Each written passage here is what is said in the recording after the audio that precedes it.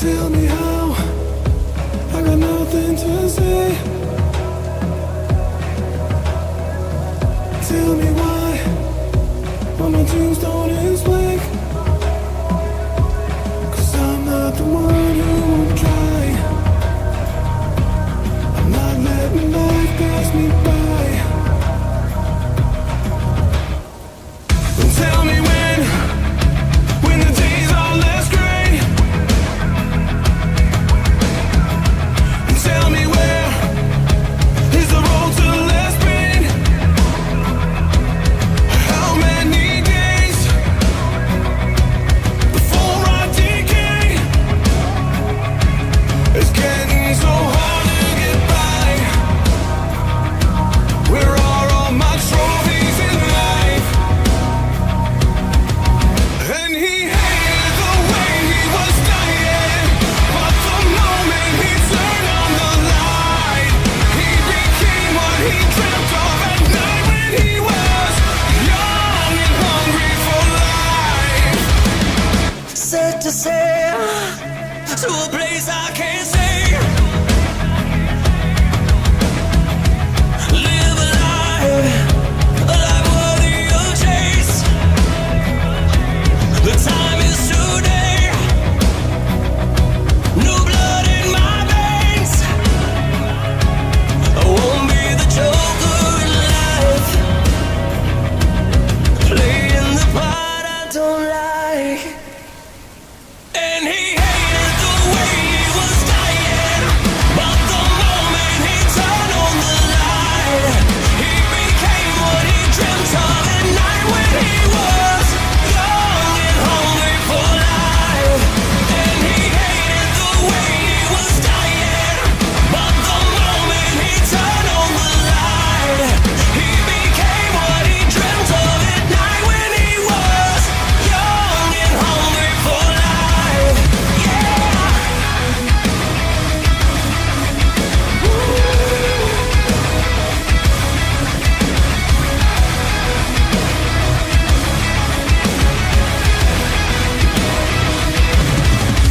And he hated the way he was dying, but the moment he turned on the light, he became what he dreamt of at night when he was young and hungry for life.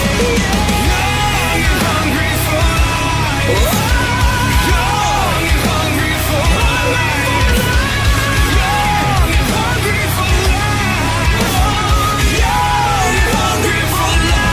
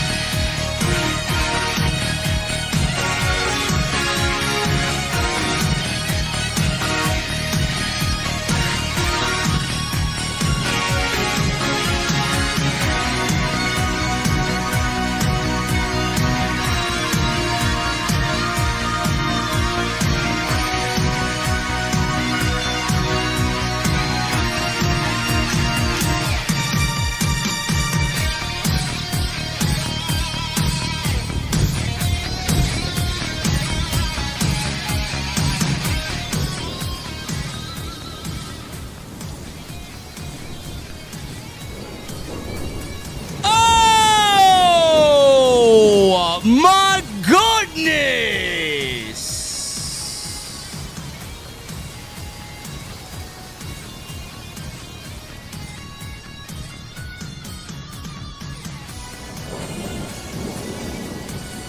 I hope I never get called a narcissistic, egotistical, plastic politician. CM Punk with another banger to close Monday Night Raw. Guy's been knocking him out of the park this WrestleMania season, man. It's the only thing that legitimately feels, right now anyway, WrestleMania worthy. But WWE, they finally gave us the next chapter of the Judgment Day. It might have taken 84 years, but Dominik Mysterio and the rest of the Judgment Day have finally turned on Finn Balor. It's been what, chat? 3 years in the making. I'm assuming we see the demon rise from the depths at WrestleMania. Oh, but Femi destroys and basically squashes Rusev. And Seth Rollins recreated Mighty Morphin Power Rangers. Oh my goodness, man. The putties! The putties! We're going to the venue. We're going to drink one for the putties tonight, man. And I want to know on this Monday night, what the fuck are you guys drinking?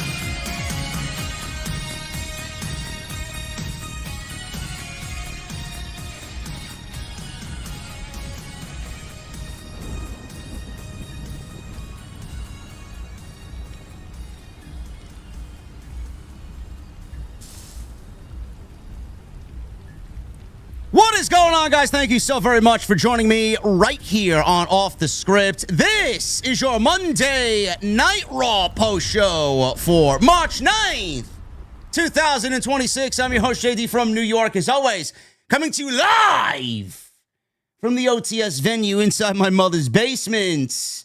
Thank you guys so very much for joining me on this Monday evening, wherever you may be. Nice to be back live with you guys. I took Friday off. I was in Chicago for House of Glory Turf Wars from Logan Square Auditorium.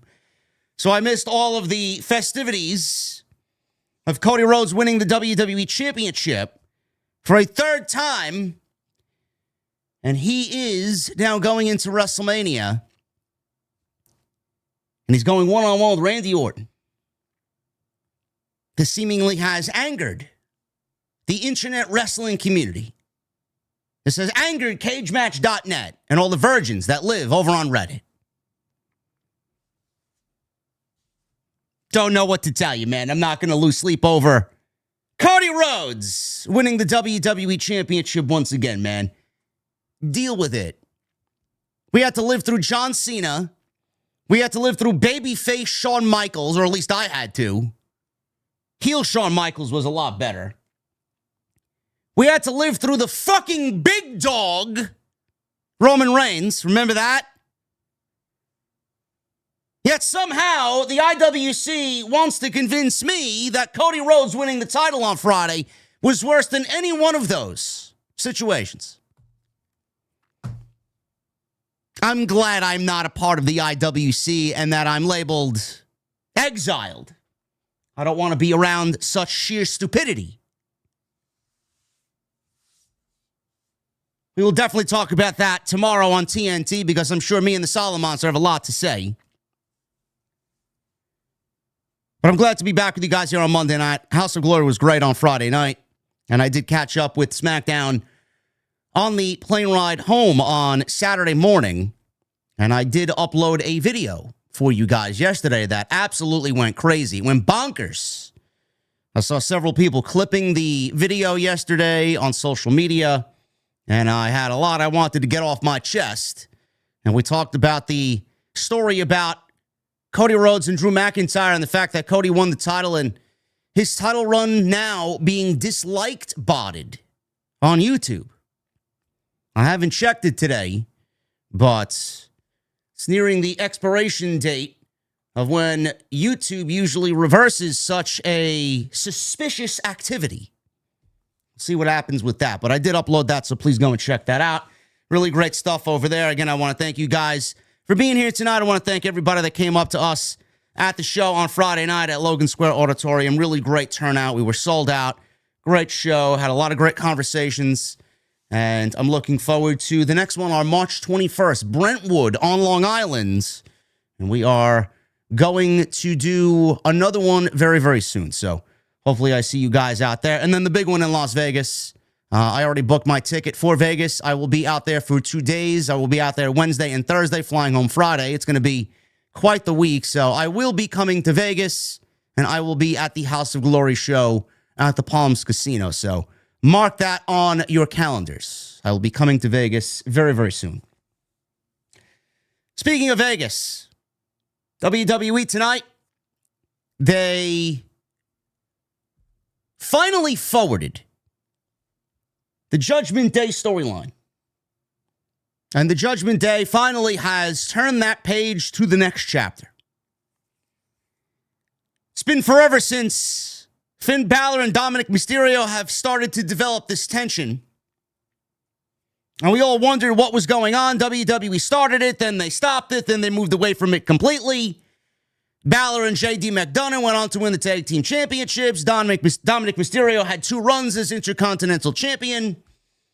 And we finally have turned that page to the next chapter. It all started last week when Dominik Mysterio lost the Intercontinental title to Penta because of Finn Balor wanting Dominik to do it on his own. Dominik asked JD McDonagh to go get the bell hammer from the timekeeper's area. He did, in fact, go get the bell hammer. Finn Balor got up, and before JD McDonagh could hand it to Dominik Mysterio, Finn Balor stopped him from doing so, which basically led to the conclusion of the match and Dominik Mysterio losing the Intercontinental Championship. It was at that point where we all knew what was going to happen. It was at that point where we knew Finn Balor was fucked in the Judgment Day. Come to tonight. We didn't hear anything from Balor at the start of the show. Dominik Mysterio rushes into the Judgment Day clubhouse after Raquel Rodriguez was ceremoniously eliminated from the women's #1 contender Intercontinental Championship Gauntlet match that basically took the majority of the first hour of the show. Liv Morgan also got her ass beaten by Stephanie Vicaire trying to help Raquel Rodriguez in that same Gauntlet match. So the Judgment Day didn't have a good night. They did not have a good night. Dominik rushes into the Judgment Day clubhouse. He's looking for Finn Balor. Balor's nowhere to be found. JD McDonagh goes and finds him. Dominik Mysterio says, I have a lot that I want to say, and I'm going to go out to the ring to say it. Dominik didn't want to air the Judgment Day dirty laundry in the ring publicly in front of everybody, but then out comes Finn Balor. Balor basically was a father figure to Dominik Mysterio. Balor went on this crusade, this mini crusade of wanting to win the World's Heavyweight Championship because he wanted to prove something to himself. He wanted to get it done on his own.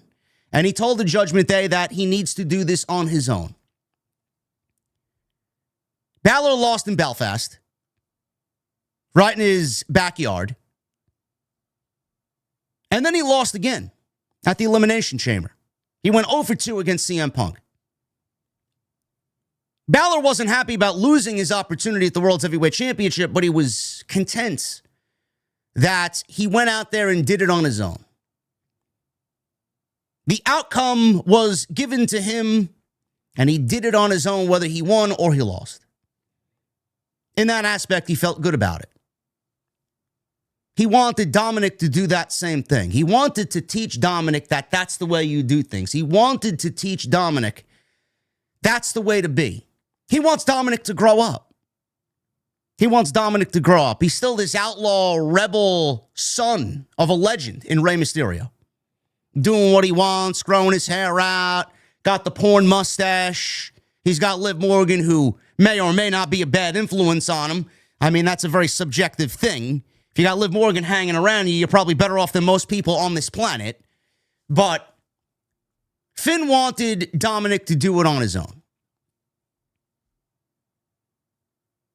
So one thing led to another. Shoving match happened. Dominik got pissed. And then we get a brawl between Dominik and Finn Balor. But the thing is, Balor was focused on Dominik Mysterio, but the rest of the Judgment Day he thought was going to act as family. JD McDonagh threw the first blow. He stood with his family, which I'm actually quite surprised by. After all that Finn Balor has done for JD McDonagh, Balor was the one that brought JD McDonagh into the Judgment Day. And JD McDonagh is sticking with family. Then Liv Morgan got involved, and Raquel Rodriguez got involved, and before all is said and done, Dominik Mysterio got involved, and it was a 4-on-1 beatdown. Dominik went to go get the belt hammer, which should have been given to him last week, but wasn't. If it was, he may have retained the Intercontinental Championship. So he took it this week, stuffed it in his boot like he wanted to do last week, and delivered a 619 to Finn Balor with the belt hammer stuck in his shoe. The Judgment Day finally put the nail in Finn Balor's coffin. Now, I don't know where this story is going to go. Obviously, we know that this is the program set for WrestleMania. I'm just happy that WWE finally fucking pulled the trigger on it because I didn't know when or if they were going to do it. I thought they might have waited till after WrestleMania to do it, but you can't leave Balor off the card. He's been a focal point of the show for many, many, many, many months. Or at least one of the focal points of the show. I mean, the Judgment Day gets 3 or 4 segments every fucking week. Same thing with Dominik Mysterio. You want to build for the future, but then you don't want to have your biggest young star in Dominik Mysterio on WrestleMania. Kind of stupid if not. So I'm glad WWE pulled the trigger. Glad they got the heel turn. Now we got 5 weeks to tell this story. And I don't know where they go outside the Dominik and Finn Balor match that's taking place at WrestleMania. Are we going to get 2 Judgment Day factions? Or maybe Judgment Day proper and then Balor coming back with some sort of club to back him up? I don't think this is one and done here. This is not one and done. But that's typical WWE fucking writing. They don't know when to end anything. They don't know when to move on. If the Judgment Day isn't feuding with somebody, then Triple H is not happy. The Judgment Day is his baby.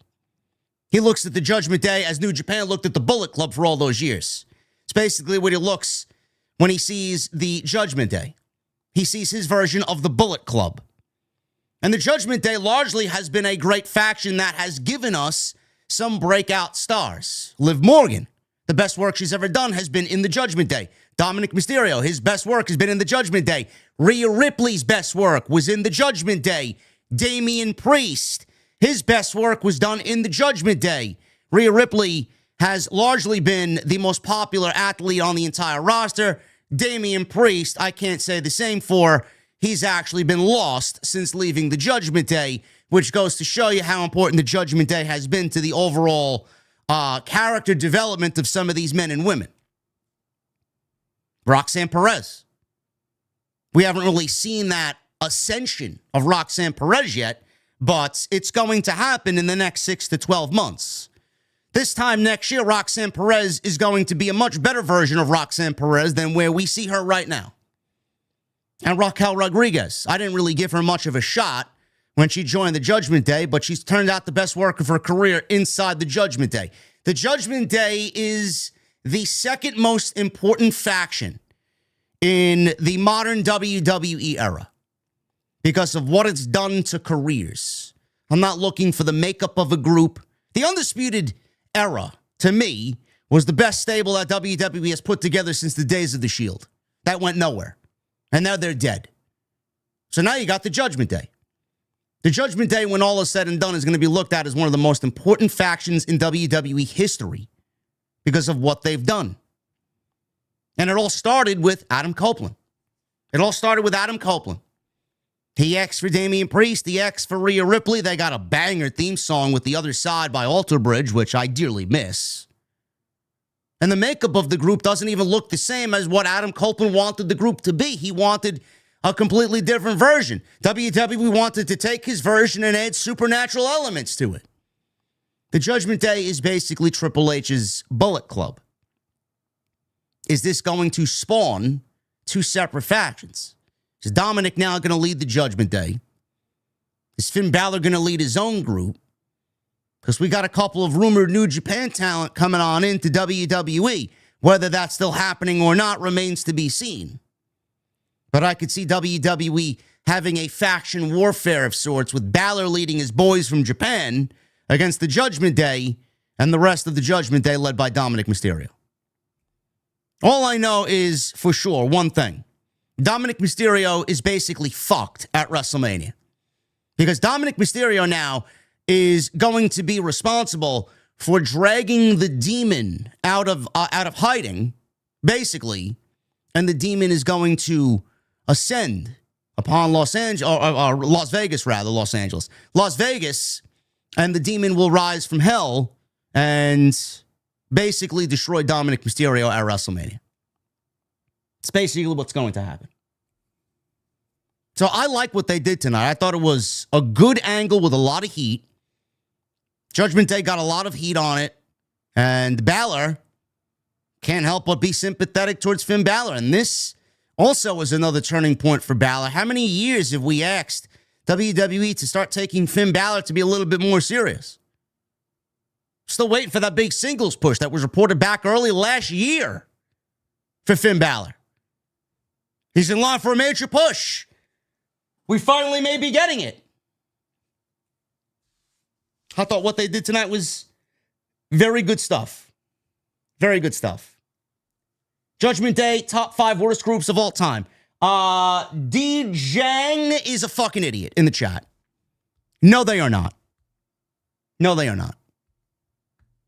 They are one of the more important groups of the modern era in WWE. And if you don't think so, clearly you're watching the show blind because you don't know a fucking thing and don't have a fucking clue. Get him out. Get him out. Get this stupidity out of my fucking chat. Get him out. That was the big thing that happened on tonight's show. The other big thing that happened on tonight's show was the ending segment. CM Punk and the comments that he made last week against Roman Reigns' father. Comes out, and he basically said he didn't know how he was going to be greeted tonight with such a comment being made last week. So he went about business the way he usually does. And the Usos come on out wanting an apology from CM Punk. Now, Roman wasn't there this week, so it made all the sense in the world instead of having Punk go out there and sell this program in the missing weeks where Roman isn't there all by himself. It made sense for WWE to send the Usos out there. And in this case, it made all the sense in the world because they are, at the end of the day, family. And it made the Bloodline, once again, showcase that blood is thicker than water. No matter what happened to Roman and the Usos, if you start fucking with the family, then you are going to fuck with all of them. Now, that's basically what happened tonight.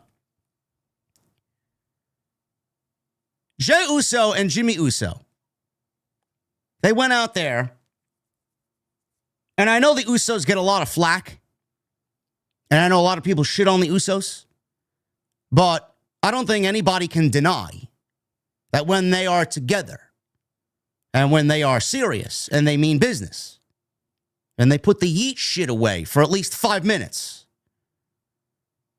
that the Usos are fucking great at what they do. There's been such a heavy reliance on selling merchandise and running it back and fucking yeeting and partying. And this led to, I genuinely believe, this led to Jey Uso being complacent. This led to Jey Uso being just very ordinary and basic. There wasn't really any drive to be better. Because at that point, when you got all these things happening and they're giving him the Royal Rumble and they're giving him the WrestleMania main event and everybody's fucking yeeting over and over and over again and we're running it back over and over and over again and they give him these fucking cringy segments in a War Games cage or in a Royal Rumble, it's like, where else do you go from there? Like, Jey Uso knows that he's got the entire company's backing and he doesn't need to do anything because what he's doing is fucking the pinnacle of what people strive for in this business. You're not going to convince me otherwise. Jey Uso got lazy, which is why when we saw him wrestle, everybody held him under a fucking microscope and zoomed in big time on what he was doing or what he wasn't doing. But when Jey Uso is tasked with being serious, and when Jey is standing there next to Jimmy, who honestly, low-key, is a great promo. Jimmy's a better promo than Jey. But they bring out the best in each other. Because when Jey is partying, Jimmy was always the one that wanted to be serious. Jimmy was never going to be like Jey and was never going to achieve the heights of Jey as a single. But when they're together, they are equal. When Jimmy speaks, Jey focuses. When Jimmy cuts his promo and is serious and is direct, Jey becomes serious and direct. It's the one thing I noticed immediately. It jumped off the fucking page. And it's not the first time it's happened. We've seen this time and time and time again. When they are together and they are serious, they are tops. It's the one thing missing from Jey's overall act is that intensity, is that fire, that anger, that unadulterated raw Uso. Where did it go? All he needed to do was come out and be angry at Phil for talking about their uncle. I thought what they did tonight was tremendous. I thought what they did tonight was excellent television. And CM Punk, no matter what you think of CM Punk, he said one thing tonight, that there should be nobody in attendance watching the show on TV tonight, in the building there in Seattle, or in this chat room. CM Punk said one thing tonight that everybody should absolutely universally agree with. And if you don't, you're a fucking idiot. He makes whatever he does, he makes whatever show he's on better. Everything he does enhances everything around him. It's exactly what he said tonight. It is very difficult to disagree with Phil when it comes to that type of thing. He's done some of the best work of his career, coming out of AEW and that feud with MJF and some of the stuff he did over there, to over here with Drew McIntyre, and now everything he's done with Roman and Cody, and now Roman again, Rollins. It's hard to disagree that CM Punk is turning out some of the best stuff that he's ever done this year and last year. So you better start giving CM Punk some fucking credit. In a WWE where people are tired of the predictable, In a WWE where people are tired of the same old shit and they're tired of the old heads taking the spots from the young kids, and they're asking where WWE's future is. Why isn't WWE building for the future? Where's the WrestleMania build? Where's the excitement around WrestleMania? Nobody feels it. Nobody sees it. What's taking so long? No matter what you feel about the lukewarm WWE product, there's always one thing that remains in the dark times. CM Punk is always tasked with bringing us back to what we fucking love about pro wrestling. And it's hard to deny that that man hasn't put in the fucking work since the turn of the new year. Every single week, the guy's been on a fucking mission to give you some of the best shit that he's turned out in 10 years, 15 years plus. And he's done that. And he's slowly putting together Wrestler of the Year credentials. He's my Wrestler of the Year so far.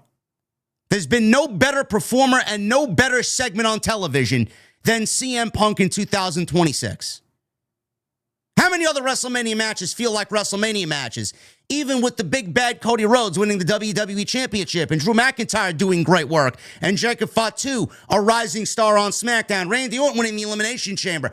How many other people on the WrestleMania card are making WrestleMania feel like WrestleMania?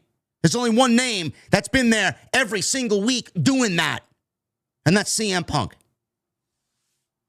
We'll go over what was exactly said in that promo, and we'll break it down tonight right here on Off the Script. This is your Monday Night Raw review for Monday, March 9th, 2026. We had a 6-woman gauntlet match as well, where I thought Io was going to go the distance, and we get Io and Asuka. But in fact, we got Bayley winning the #1 contender for the Intercontinental Championship. She now gets AJ Lee next week in San Antonio.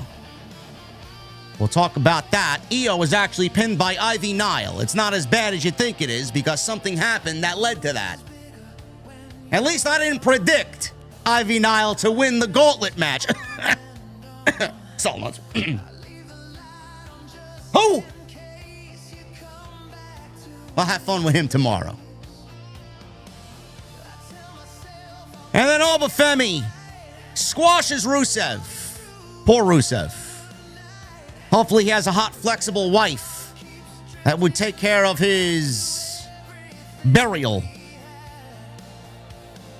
Anyway, we'll go over the rest of the show tonight. I want to thank you guys very much. Listen, I've gotten so many fucking requests. I've gotten so many fucking requests for this song. For this song, okay?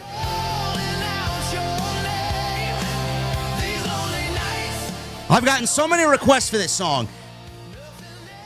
If I could put it... Guys, by the way, the Spotify playlist is in the fucking description, okay? On YouTube, for all my audio guys out there, nobody gives a fuck. But on YouTube, we're live on YouTube right now. This gets pushed out to audio. For everybody on YouTube right now, okay? My Spotify OTS playlist, and I'm going to start adding some more songs in there, some of which I can't play here. The songs that I can't play here are the ones I want to play here. Everything is in the description. But JD, where are these banger songs? I want to listen to a playlist. It's in the fucking description. That's number one. Number two, this is Fire Ablaze. F-Y-R-E, Ablaze. A-B-L-A-Z-E, okay? Lonely Nights. Look it up on YouTube. That's all I'll say. Everybody's like, JD, what's this song? What's this song? What's this song? Guys, it's not on Spotify. I can't help you. But I can help you go find it on YouTube. So that's it. So go find it and have fun with that. I've gotten so many fucking requests for this song. Fire Ablaze, Lonely Nights.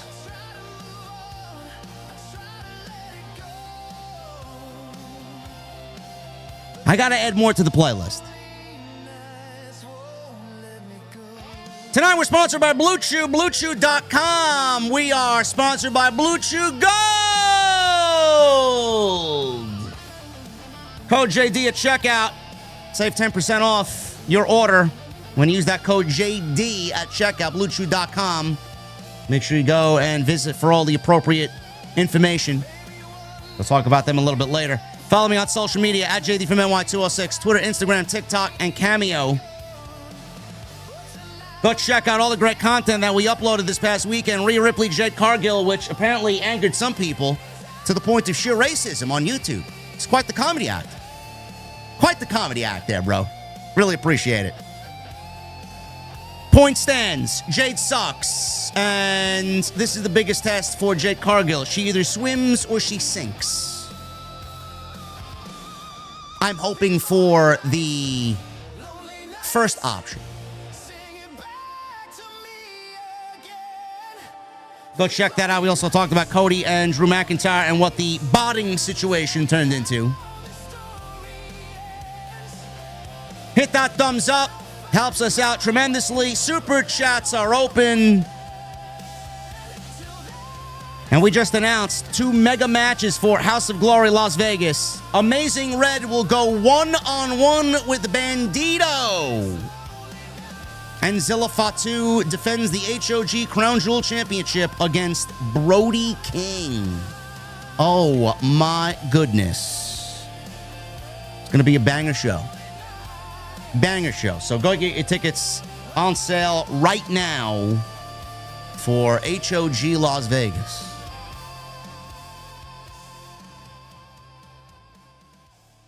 Yes, the Rhea and Jade segment on Friday Night SmackDown was fucking terrible. They did nothing in regards to what happened on social media, and they basically told you exactly why their bodies look the way that they do. Bro, I'm not here to talk about your bodies or hear about your bodies. I'm here to see 2 women fight. Why are we fighting? What's the issue? None of that was explained on Friday. But I got to shout out my guy here before we get into...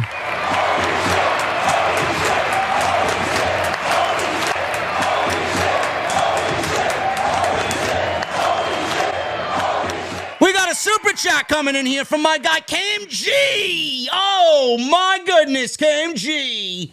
With a $100 super chat. What's going on, JD? I didn't even know what to think of this masked man dance routine. But hopefully something starts making sense. Much love, JD. OTS for life. Oh, my goodness.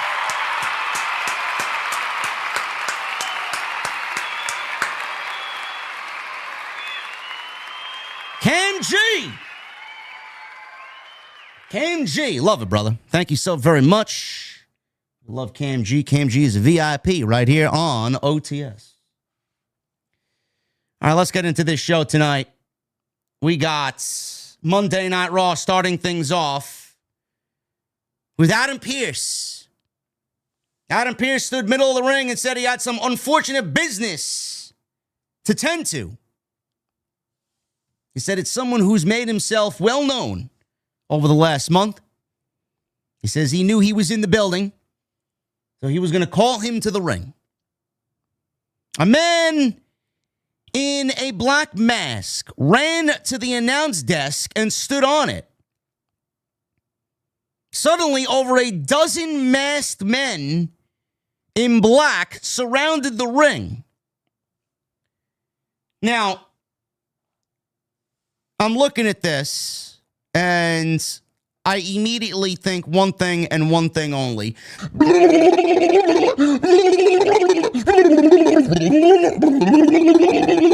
I think the putties. The fucking putties from Power Rangers. We got a bunch of masked individuals. They're roaming around the ring, they're dancing around the ring, and they're fucking doing all these different dance moves, and they're all acting like a bunch of circus freaks out there. We got big, small, skinny, fat. Bro, I don't know how much it pays to be a masked man in WWE, but clearly they put out a fucking LinkedIn promo or sorts, advertisement, come on into Seattle for Monday Night Raw, $50 for you to dance around like a fucking idiot in a ski mask. They got these guys in there, and the fans are chanting, holy shit, holy shit. Never in my wildest imaginations would I have thought 15 or so masked men dancing around, acting like the fucking putties. It's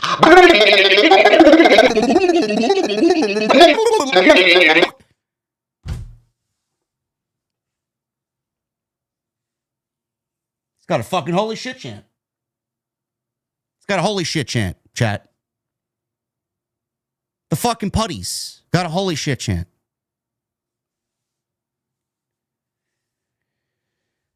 They chanted holy shit. Michael Cole last. Is one of them Seth?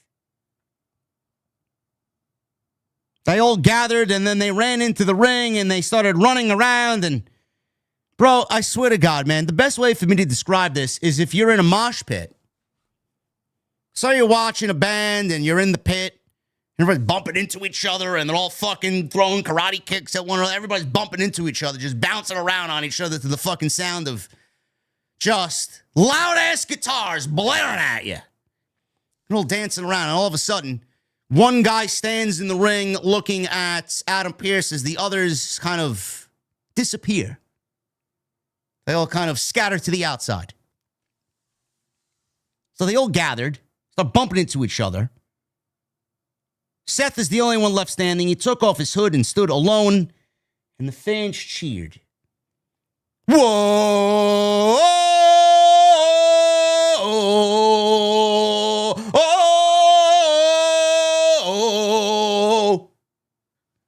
As if this guy wasn't a fucking heel 6 months ago.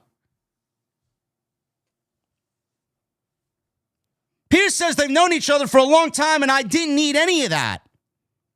He says he doesn't like division. Pearce says it's not his job to like or dislike people, but it's job to run Raw. He says what he's been doing with the black masks is unacceptable. Oh, it's unacceptable, all right.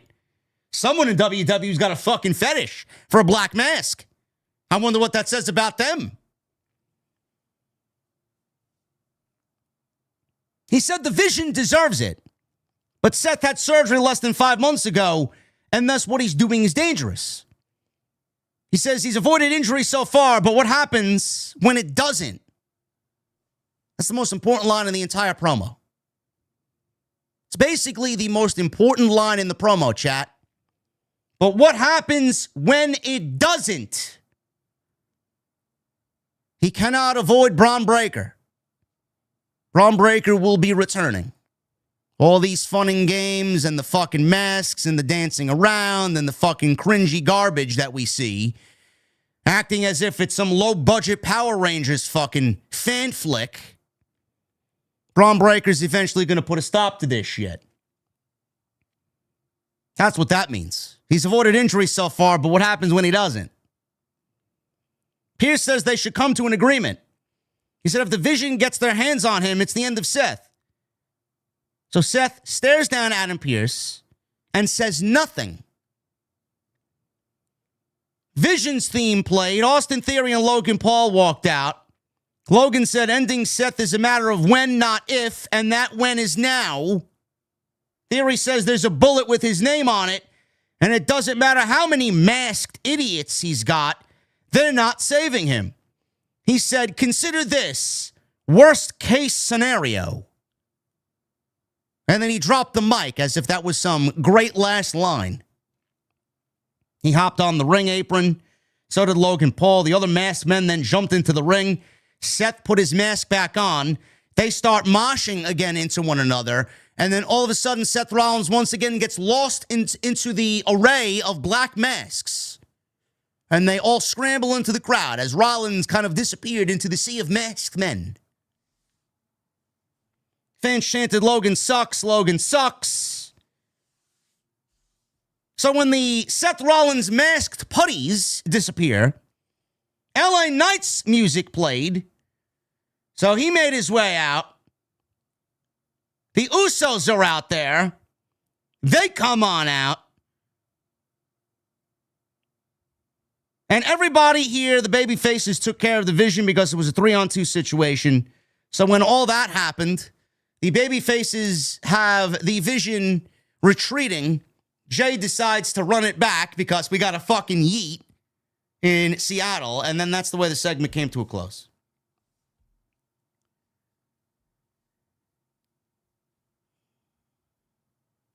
Bro, how many months now? Like, serious, I'm asking legitimately. This is a serious fucking question, okay? Someone figure this out for me, okay? I've lost track. I've lost my mind and I've lost track because I just don't give a fuck anymore, okay? I don't give a shit. I can't. I don't know how you could. How could you give a shit about this? Chat, someone figure this out for me, man. I don't have any calculations in front of me. How long has LA Knight been feuding with the Vision? May of last year, right? May, June? Say it's May. May, June, July, August, September, October, November, December, January, February. We're now 10 months in, February. March. Bro, we've been on this for at least 11 months. We've been on this for 11 months. 11 months, chat. 11 months. I'm losing my fucking mind here, man. I'm losing my fucking mind. How many fucking weeks? What has changed? What? Have they done anything different? Have they added a new layer to the feud? Have they added a new chapter to the feud? Have they made it any more personal? I'm losing my fucking mind. Then you got this fucking idiot coming out here, running back. Yeet.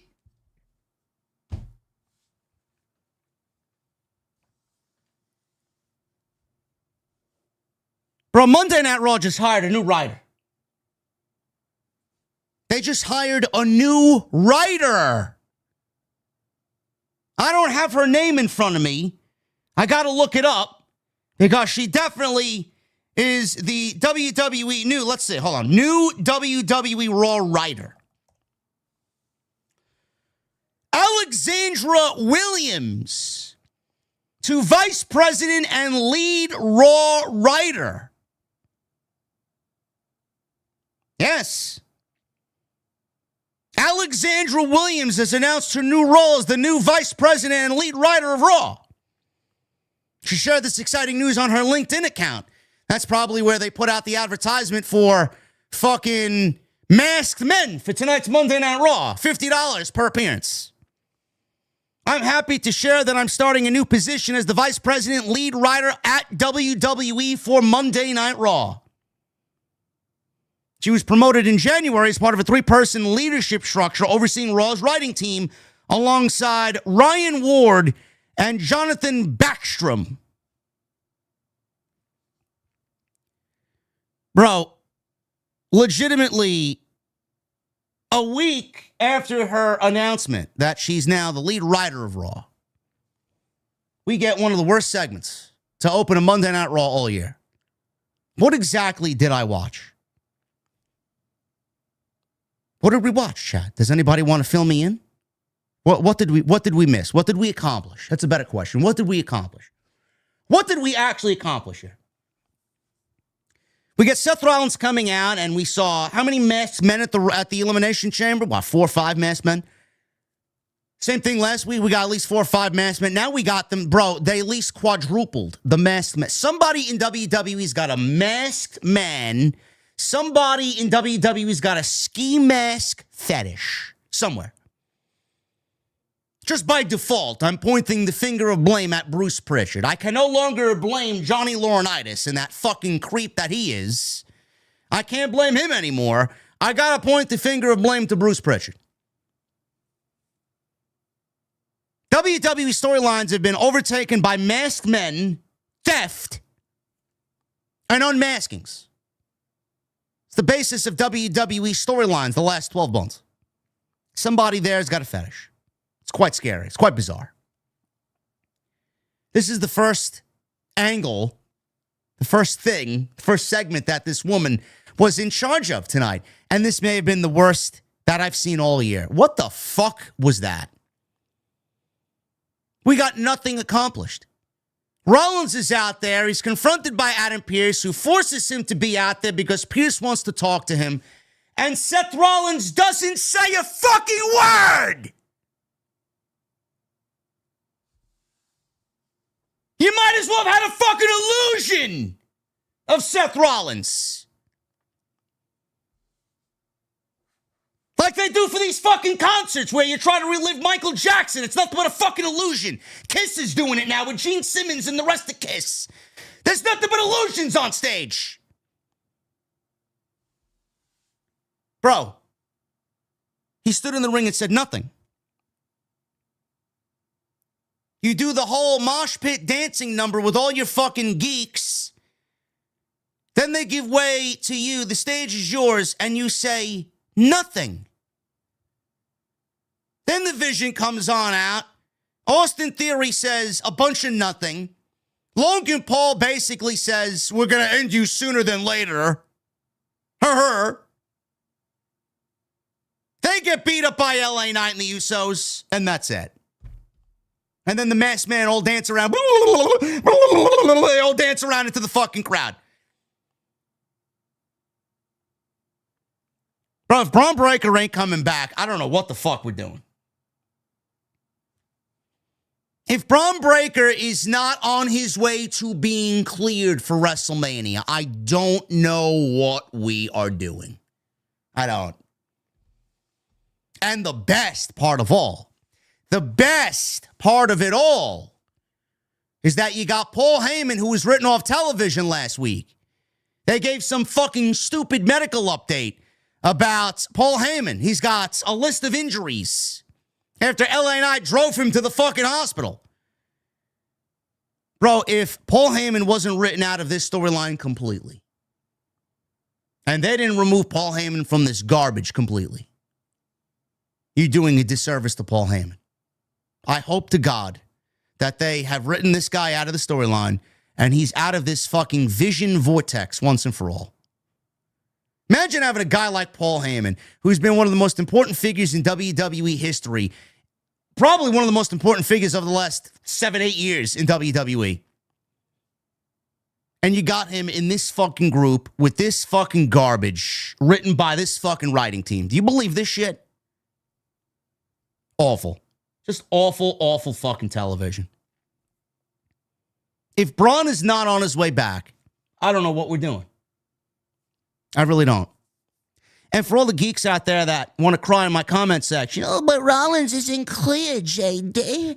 He isn't clear, JD, you racist JD. Great. The guy swung a fucking steel chair last week, delivered a curb stomp last week. You mean to tell me that a guy with a fucking blown out shoulder can swing a steel chair like he swung last week and then's not medically cleared? Sure thing, man. Sure thing. Go fuck yourself, okay? Fuck out of my chat. Guy is fucking cleared. WWE internally cleared him. He's not cleared on television per storyline, but the man is very much cleared. Otherwise, he wouldn't be active the way that he is. Jumping barricades and swinging chairs and fucking delivering curb stomps out there. Give me a break. Brock versus Seth. No. Now, nobody wants that. You want to see Seth Rollins beat Brock Lesnar? Give me a fucking break. Who wants to see that? No, it's Femi versus Brock Lesnar. After he destroyed Rusev tonight, I don't know why you aren't doing Femi versus Brock Lesnar. Nobody wants to see Seth Rollins versus Brock Lesnar. Not a single fucking soul. This segment was fucking cringe. Cringe, I tell you. Backstage, Jackie Redmond caught up with the Usos. Said it seems they're on the same page as Seth and LA Knight. Jay says he doesn't give a damn about Seth. So Theory and Logan are the same to him, and they need to get God. She asked if he had anything to say to CM Punk about what he said regarding his family last week. Jay said no. Jimmy said, well, maybe we do. And then he didn't say anything. He just walked off. So I'm assuming they were going to save that for the end segment, being that they had him say nothing and just walk off from the interview. The first hour of this show was taken up by a 6-woman gauntlet match. This was the first gauntlet match for the women in over 4 years. Nothing spells creatively lazy than a gauntlet match. Nothing spells creatively lazy than an open challenge. Nothing spells creatively lazy than throwing everybody into a meaningless battle royal. These are facts. Gauntlet matches are the cure for people not wanting to do their job. Same thing for a battle royal and same thing for an open challenge. All right, Wrestler A versus Wrestler B, just have them go out there and give me 10 minutes and goodbye. Gauntlet match, blah, blah, blah, blah, blah. This is the outcome. Go out there and eat up an hour of television. It's basically all it is. Now, as far as gauntlet matches are concerned, and I don't remember when the last gauntlet match was for WWE in general, whether it was the men or the women, we got a decent gauntlet match here. This was not terrible. It was filled with commercial after commercial after fucking commercial, but it was pretty decent with what we got on television. Now, Lyra started things off against Io. The women in this match were Lyra, Io, Ivy, Nile, Asuka, Raquel Rodriguez, and Bayley.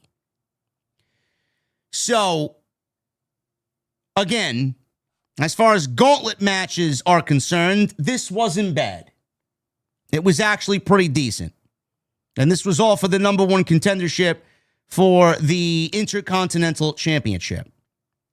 So the bell rings and Io and Lyra start things off. Lyra's really taken a back seat creatively ever since she lost that feud to Becky Lynch.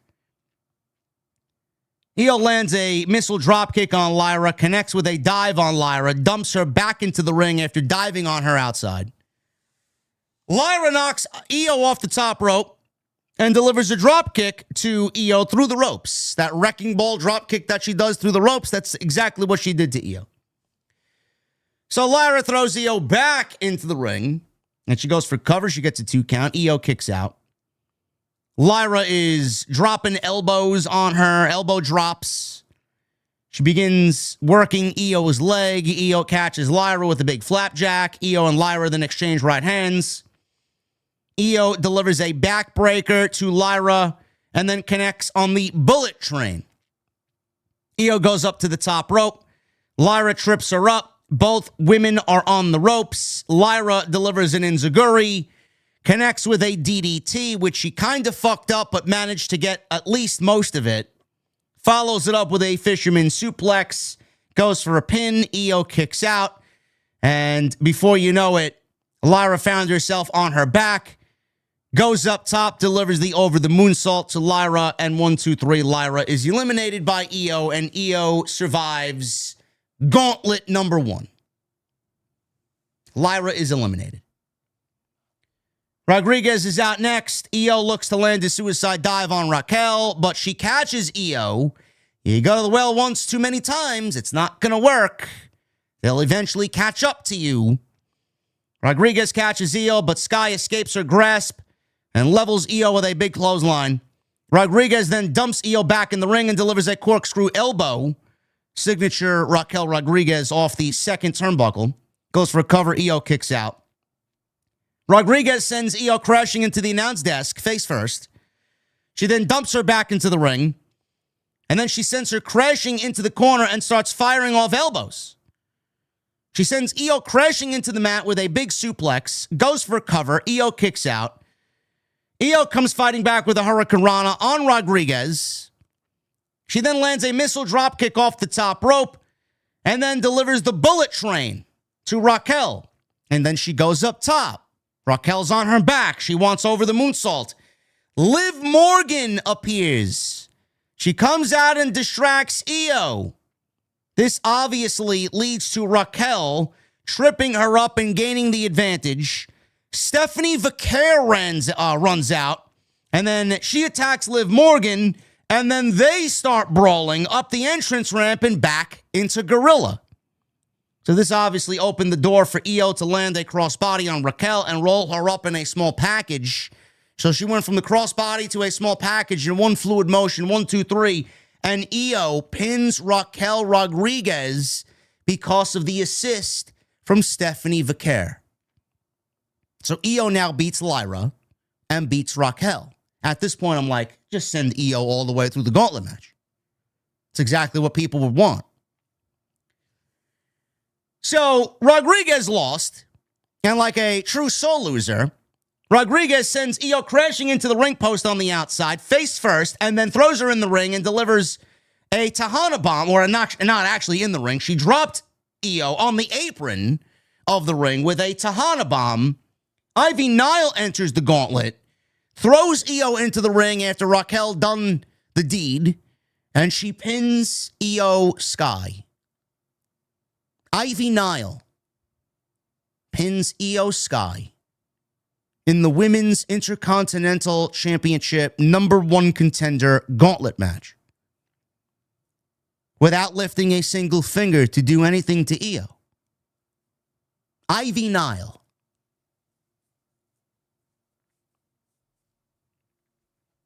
Does anybody in the chat have a good explanation as to what Io's doing at WrestleMania? I'm still trying to figure that one out. What are we doing with Io at WrestleMania? Stephanie's wrestling Liv. Charlotte and Bliss are going after the tag team titles with the Irresistible Forces. And Julia and Kiana James. And then I'm assuming the Bellet twins are going to get involved, because they've already confirmed that they will be wrestling at WrestleMania. Then we got Rhea and Jade. AJ Lee is certainly defending the Intercontinental Championship against somebody. Becky Lynch is going to be involved somewhere, somehow. What exactly is Io doing at WrestleMania, chat? Asuka versus Io, or Asuka versus Io versus Kairi? Is that what we're doing? I have yet to see that materialize on television. See, I thought Io would win this gauntlet match, and we get Io pulling a Kofi, going the distance, beating everybody, have some fun along the way, get to Asuka, beat Asuka, get the match with AJ Lee next week in San Antonio, go for the Intercontinental title, and get screwed over by Asuka, setting up Io and Asuka at WrestleMania, with Kairi hanging in the balance. Now, I thought that was the direction. Now I don't know where we go. Maybe they get that way through a different road, or on a different road. Maybe with Asuka continuing to bully Kairi more vehemently. It's getting a little bit worse week by week. Maybe Io steps in. Maybe we end up getting Io and Asuka anyway, with Kairi hanging in the balance. Or maybe we get all three of them in a triple threat match, but what sense would that do? I think everybody really wants Asuka and Io one-on-one. That's the WrestleMania match a lot of people want, if there's nothing for Io to do. I just found it completely ridiculous that they took her out of this match midway through and had Ivy Nile pin her in the most unceremonious, lazy way possible. But I guess Alexandra Williams and the new lead Raw writer on Monday nights thought it was a great idea. Bayley's up next. Ivy Nile blindsides her and Io from behind. Nile whips Bayley into the mat during a commercial break. This sends Bayley crashing into the corner face first, fires off some forearms. Does Nile. Nile whips Bayley into the opposite corner. And then she goes at her with a clothesline, goes for a pin. Bayley kicks out. Bayley lands an elbow drop right across Ivy Nile's back off the ropes. Her Macho Man elbow drop. Goes for a cover, gets a 2 count. Nile gets up and then had this very good spot where she hits a delayed vertical suplex. She held Bayley up in a vertical suplex, kind of, letting all the blood rush to the head, and then dropped her with a suplex. Goes for a pin. Bayley kicks out.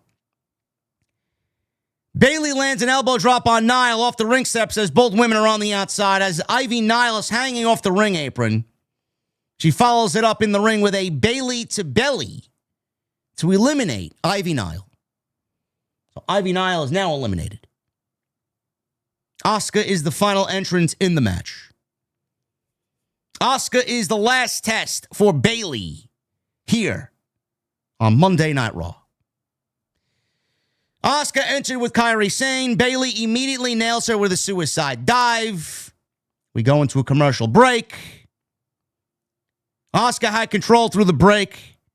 And they come back. Bayley hits a sunset flip powerbomb into the bottom turnbuckle for a 2 count. Asuka applied an ankle lock. Bayley got to the rope. Asuka dropped into a cradle. Only gets a 2 count off the cradle. Bayley then goes for an ankle lock. Asuka got to the rope to break the ankle lock. Asuka then hits a jumping knee. Bayley fought back with a knee strike of her own. Goes for a cover, gets a 2 count. Asuka then does the Asuka strikes. So Bayley goes down from the strikes of Asuka. Another 2 count. Then they start trading counters until Bayley hits another Bayley to belly for a near fall. I really wish that Bayley would transition back into the Bayley to belly as her finish. The Rose Plant is awful. One of the worst finishes in WWE. So Asuka distracts the referee so that Kairi could attack Bayley on the outside. All of a sudden, Lyra flies in like a bird, and she drop kicks Kairi into the side of the ring. Bayley tried a diving elbow, but Asuka countered into the Asuka lock. Bayley countered into a cover. Asuka's shoulders were up, so Bayley quickly picks her up, quickly hits the Rose Plant. 1, 2, 3, and Asuka is defeated. Bayley is going on to wrestle AJ Lee next week in San Antonio. She is now the #1 contender for the Intercontinental Championship. Bayley posed with Lyra. Asuka starts yelling at Kairi, and that's the way the Gauntlet match came to a conclusion. So Bayley went about 9 minutes with Asuka. She went about 9 minutes with Ivy Nile. Ivy Nile beat Io in about 10 seconds. Io eliminates Raquel in 6 minutes and then wrestled Lyra for 9. So the majority of the first hour was taken up by this Gauntlet match. Now, I don't know where we go, man. I legitimately thought Io was going to win this Gauntlet match and maybe get set up for Asuka at WrestleMania, which I'm assuming we can still get there. But by the looks of it, if I had to take a stab at it, AJ Lee is not losing the Intercontinental Championship next week to Bayley. Should be a good match. If there's one person that AJ wants to be in there with, it's Bayley. Not only because she's wanted this match for a very long time, but there's no better woman in the WWE to be in the ring with than Bayley, because Bayley's going to deliver a great match with AJ Lee. And I'm looking forward to it. Bayley is going to get screwed. I'm assuming we're going to get Becky Lynch. She's going to show face next week. I'm assuming that Becky wants to be the one to beat AJ Lee. I'm assuming Becky wants to be the one to take the Intercontinental title from AJ Lee. And nobody's going to get involved, and no one's going to take that joy away from her. WWE is not doing Jessica Carr versus Becky Lynch at WrestleMania. I could see that being a backlash match. I could see that being a backlash match. I could see WWE doing it there. That's the grounds for it. You don't do something like that at WrestleMania. WrestleMania should be all guns blazing from top to bottom. You don't do a standby match like that. You don't do a nothing match, a throwaway match like that on your biggest show. You save it for a B-level pay-per-view where you can get away with something like that. Because I know Jessica Carr's been kind of embroiled in this Becky Lynch back and forth. I could see Becky showing up next week. I could see this leading to Bayley getting screwed and adding a wrinkle to the Bayley and AJ Lee match. Becky getting involved She wants the title. Bayley doesn't get a fair shot at it because Becky fucked her over. And adding a different feel to the AJ Becky Lynch stuff, they throw Bayley involved. They get Bayley involved and they throw Bayley into the mix. And you get a triple threat match at WrestleMania between AJ Lee, Bayley, and Becky Lynch for the Intercontinental Championship. Now we got a one-on-one match with Jade versus Rhea. We got the Women's Championship on Raw. It's Liv Morgan versus Stephanie Vaquer. It's 2 one-on-one matches. We got the tag team situation, which looks to be a fatal four-way. It's going to be the Bellas, Nia and Lash Legend, Julia and Kiana James, and then Char Lexa. So I could see those teams getting involved there. There was a rumor WWE wants to do at least 6 women's matches at WrestleMania. That's 4. I think we do Io versus Asuka. That's 5. What else would there be? What other women's matches need to be at WrestleMania? 6 may be pushing it. I think 5's a good number. I think 5 is a very good number. WWE's got a lot of championships. They added United States Championship, Intercontinental Championship to the mix. They want to get them featured on WrestleMania in some way, shape, or form. So by de facto, you add more championships, you should be getting more women's matches at WrestleMania. But I do think 6 is a little overkill. I think 5 is more than enough for WrestleMania. More than enough. The only thing we're missing here, if this is the direction, we get Bayley, AJ Lee, and Becky, triple threat match for the Intercontinental title, which, I mean, if you really want to talk about Becky and Bayley, the last time they were in a triple threat match, Lyra was involved, and it was one of the best women's matches all year at Evolution back on July 12th. That opened that show. And that was a great fucking match. So adding AJ Lee to the mix, not only is it going to take the heat off AJ Lee at WrestleMania in a one-on-one match, they're looking to complement AJ Lee by putting her in the ring with the 2 best they got. Works for me. And then Io versus Asuka with Kyrie. Saving Kyrie from this big bad bully, Asuka. Works for me, doesn't it? I think that works. Do we get Io versus Julia at WrestleMania? No. No, we're not getting Io versus Julia. Could be a match that we get in Italy when we go to Clash in Italy. Gauntlet match wasn't bad. It was not bad. We've seen worse. Bayley wins. Number 1 contender. Gets AJ Lee next week. Natalya. She cut a promo on the stage on Maxine Dupree. I'm not sure anybody in the building actually cared. Maxine attacked Natty from behind. Officials pulled Dupree away. Natty popped up and took her back out.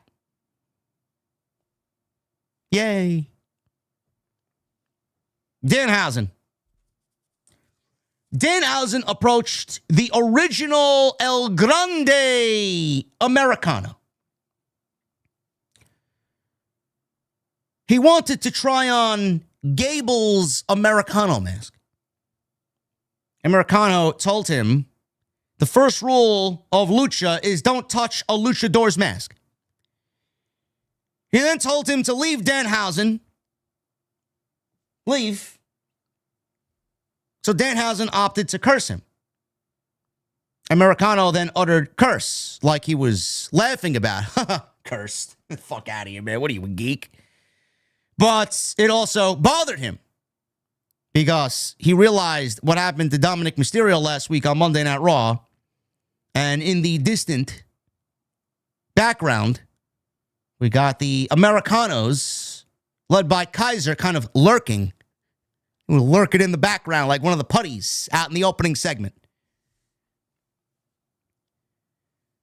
So Penta.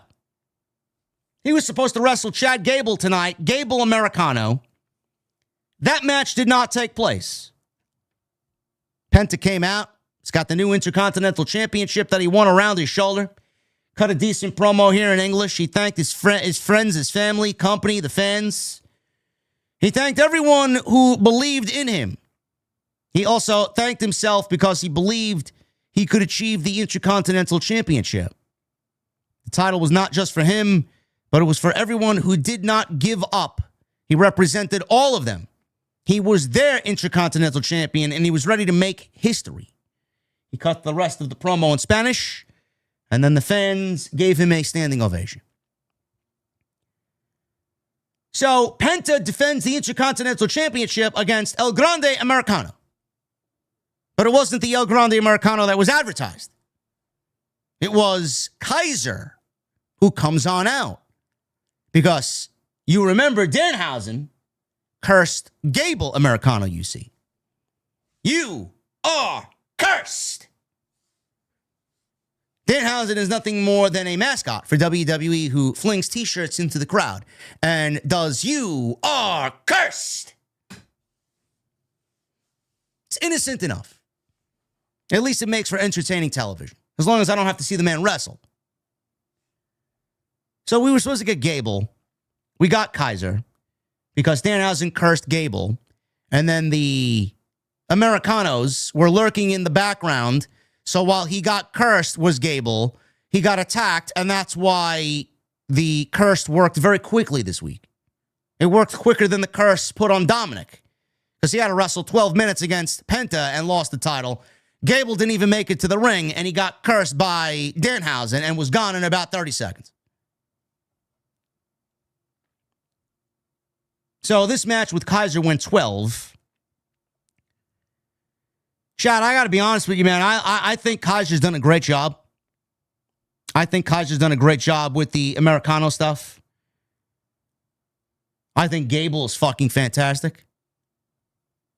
I am over all of this Americano versus Americano stuff. I'm over it. Like, the group actually makes the show worse.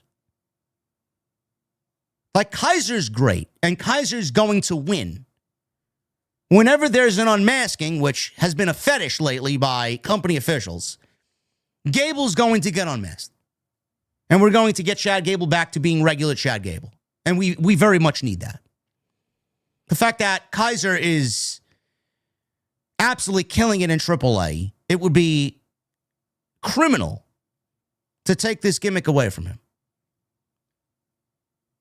We need Gable back. We need Pete Dunne back. We need Tyler Bate back.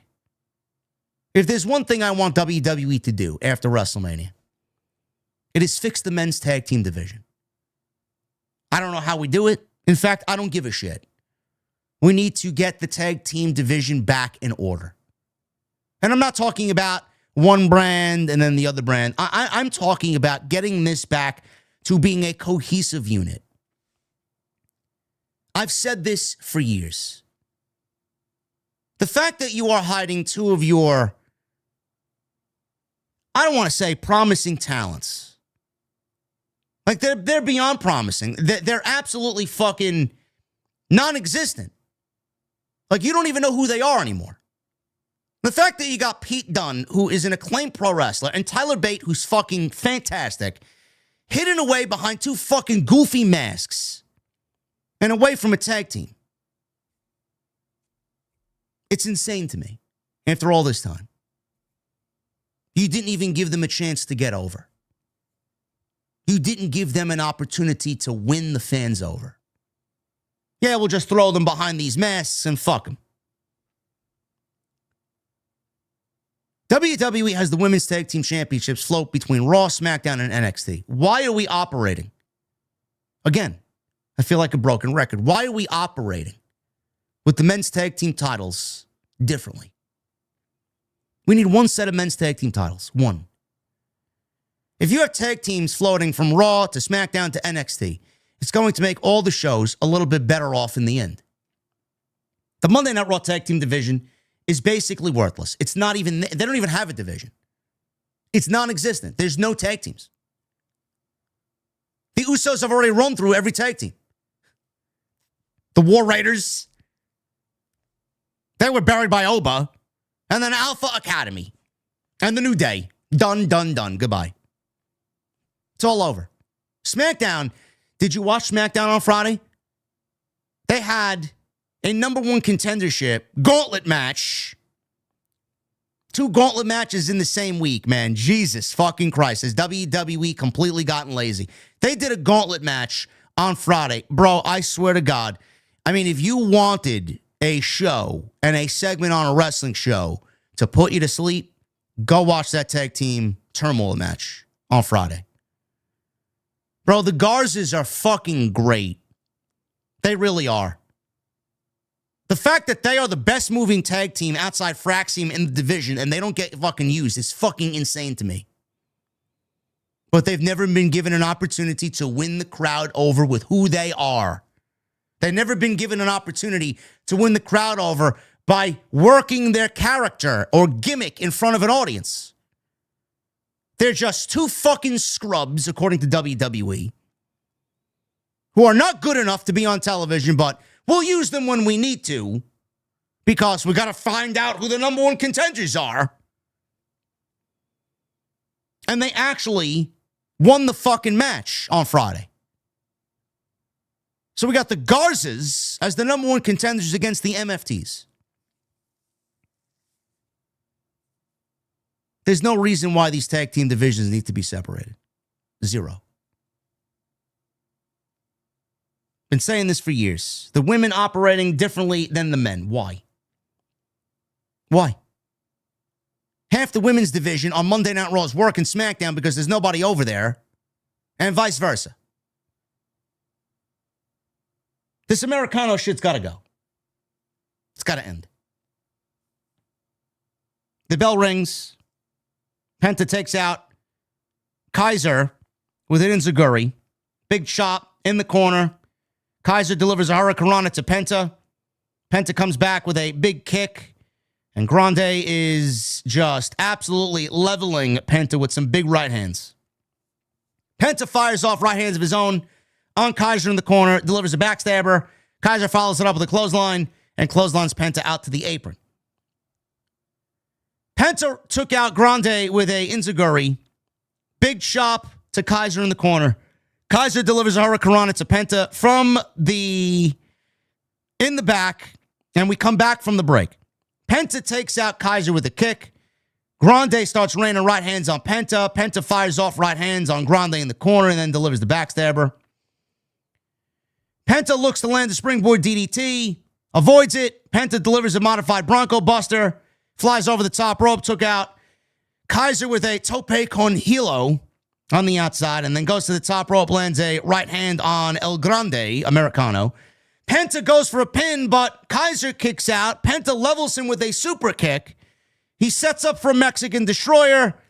Kaiser catches him with a DVD and pins him. He goes for cover, 2 count. So Penta kicks out, catches El Grande with a DDT. Kaiser looks to fly off the ropes. He then lands a springboard Canadian Destroyer on Kaiser for the 1, 2, 3. And that was it. The winner and still your Intercontinental Champion, Penta. What Penta does at WrestleMania with the IC title, I don't know. I really don't know. I said last week, let's just book Penta versus Javon Evans. Fuck having a story. There's not going to be enough time to tell one that's captivating enough around the championship. Just give me a banger match. Give me Penta versus Javon Evans. We may end up actually getting a fucking ladder match for the IC title. Multi-man affair. Again, lazy. At this point, WWE is just running out of options, and they'll just throw everybody into the same fucking match just to get them on the WrestleMania card. Penta wins. Next week, they booked Kaiser versus Gable. It's not mask versus mask, but it is a one-on-one match between the two Americanos. I am very much looking forward to this ending sooner rather than later. The Judgment Day. This was the second best segment on the entire show. So we got a vignette. Things start off with a vignette. We got a vignette that aired with Liv Morgan, with captions, looking back at Liv's start. And this was narrated by Stephanie Vaquer. She said she can see everything she's learned training with the best. She said what bothers her the most is her stupid laugh. Stephanie says Liv hides behind a trashy man, and they showed this image of Dominik Mysterio in this vignette. She said mud huts made her who she is today. She said she was forged in hell. Liv was brought up with privilege. She says they each took different roads, but they both have the skill to deserve to be there. She said Liv, though, has become busy. The funny thing is, Liv, I can see more in you than you see in yourself.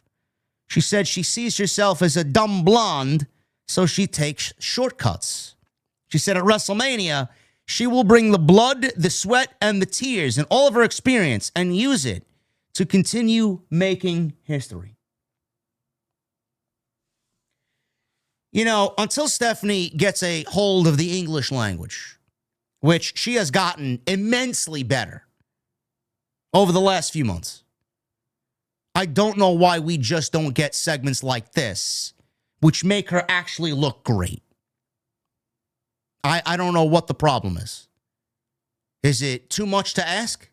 Is it a little bit too much work to go and film this woman behind something like this, where she can speak her native tongue, her native language, and just get her point across in a very comfortable and organic way? You can have her throw in a couple of one-liners there in English, and the one-liner she actually spoke tonight, she sounded fucking great. But she's not there to speak fluently yet. She's not, but she will get there. Why haven't we done this formula with Stephanie Vicaire from the very beginning? This made her look better than any other point WWE has made her look on the main roster so far. I thought this was great stuff. So Liv was watching this in the back. As soon as this vignette ended, Liv was watching it on the TV, and they cut immediately to the Judgment Day Clubhouse, which was cool. Liv was ranting to McDonagh and Raquel. She says I hide behind my friends. At least I have friends. Dom barged in asking if they've seen Finn.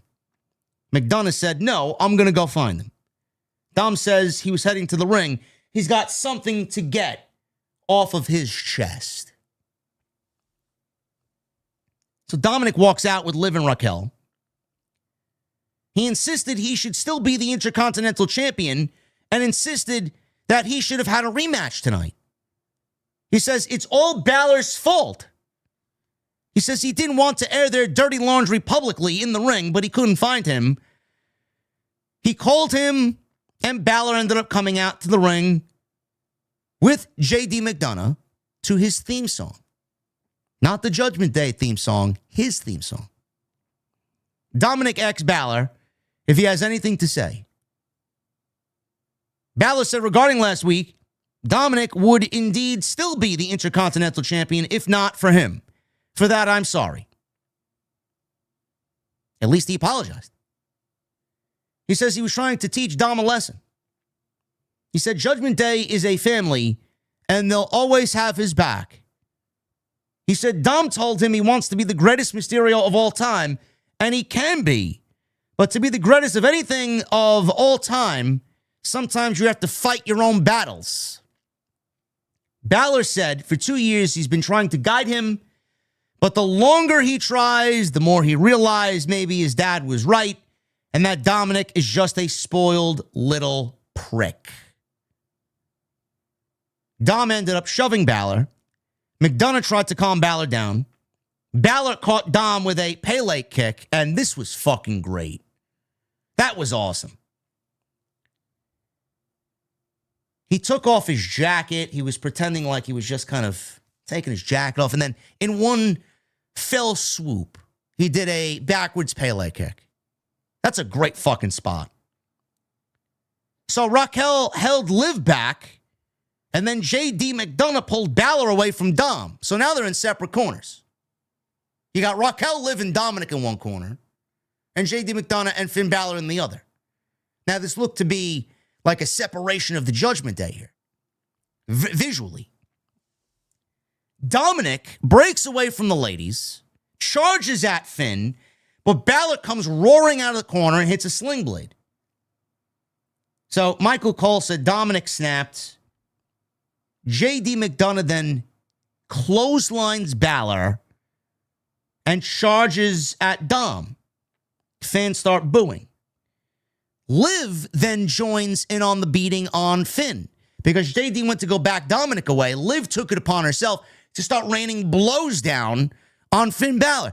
Then we got Raquel Rodriguez. Then, when they did it, McDonagh went in to see what was going on and said, you know what? Fuck it. We're going to put the boots to him. So he joins in, and then Dominik. This became a 4-on-1 beatdown. So Dominik went to go grab a chair ringside, and then he grabs the bell hammer. Balor kicked Dom, broke free from Judgment Day, but then Dominik hit Balor with the bell hammer. Dominik loaded his boot with the same bell hammer and hit Balor with a 619 with the bell hammer in his sneaker. He then leapt off the top rope. Big frog splash onto Balor as the other three watched. Dom gave JD McDonagh a chair and jabbed Balor with it 3 different times. And then Dominik frog splashed the chair. They replayed the clip several times from different angles. And the Judgment Day have finally kicked Finn Balor out of the group. I thought this was very well done. Very well done. And we talked about it in the beginning. This was basically set up for years. WWE started it, then they stopped it. Then they started it and stopped it. Then they started it again, and now they finally finished it. Balor's out of the group.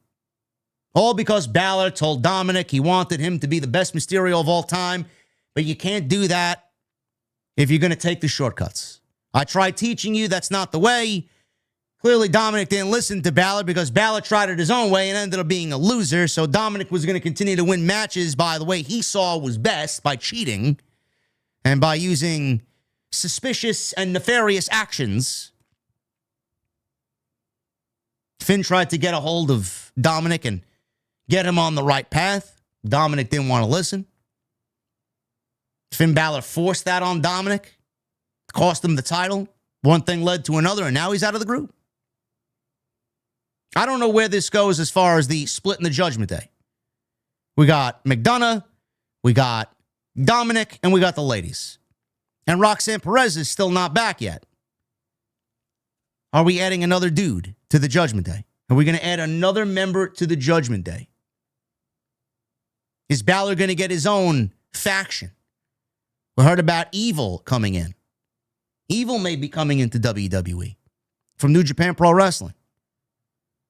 Takahashi may be coming in from New Japan Pro Wrestling. I don't know what WWE's got planned for Balor. I don't know where this goes, but I can't see it ending after WrestleMania. The Judgment Day is too important to Triple H. They are his version of the Bullet Club. But this is doing 2 things. One, it's getting Balor and Dominik on the WrestleMania card against each other. The Demons coming out at WrestleMania. And Balor's going to be on his way to finally getting a singles push, hopefully, in 2026. I thought what they did here was fantastic stuff. Powerhouse Hobbs joining the Judgment Day. I like it. I like it. I don't know who else it could be. I think that would be good. Takamichi Noku. Who? Takahashi. I'm not familiar with Takahashi. I've seen him wrestle maybe twice. You ain't missing anything.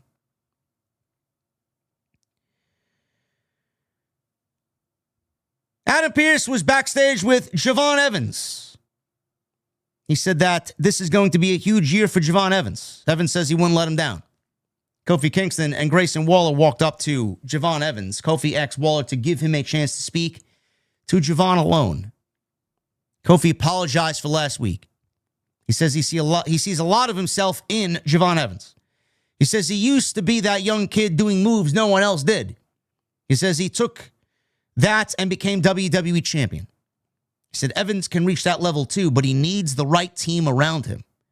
When Evans seemed skeptical, Kofi told him not to think he has to do it alone. So is WWE teasing that they may be aligning Javon Evans with the New Day in the absence of Xavier Woods? I don't get a sense that WWE knows exactly what they want to do with Javon Evans. Asuka was in the background here while these two were talking. She was still yelling at Kyrie. All done for a reason. Jackie Redmond's backstage. She's with Bayley. She told Bayley that she was so happy for her. Lyra was with Bayley. Bayley was all smiles, pumped that she won the number one contender for the Intercontinental title. She told Lyra she couldn't have done it without her, but said maybe she could have. Lyra said she should be the next IC champion. Bayley said AJ Lee is a legend, and without her, some of them wouldn't even be there today. She said it's a title she hasn't been able to win yet, but she wants to do it, and she wanted to do it ever since it was established. She told Lyra she might be first in line if she does win the title from AJ Lee. I would not be opposed to Bayley winning the Intercontinental title. I don't think AJ walks out of WrestleMania with the title. Rusev. He went one-on-one with Femi. If I told you this lasted 3 minutes, would you believe me? Some of you may not believe me. There's a good chunk of you that actually do believe me. If you didn't watch the show, that is. 3 minutes. I don't know exactly what we're doing with Rusev, but apparently this guy is, and I don't like to throw this word around, chat, but I'm going to use this word here to describe this. Rusev is buried. I don't care if it came at the hands of Femi. To you, it might seem like Femi needs a dominant win like this over a guy like Rusev if he's going to go on and answer the call and answer Brock Lesnar's open challenge, which could be next week because Brock Lesnar's in San Antonio.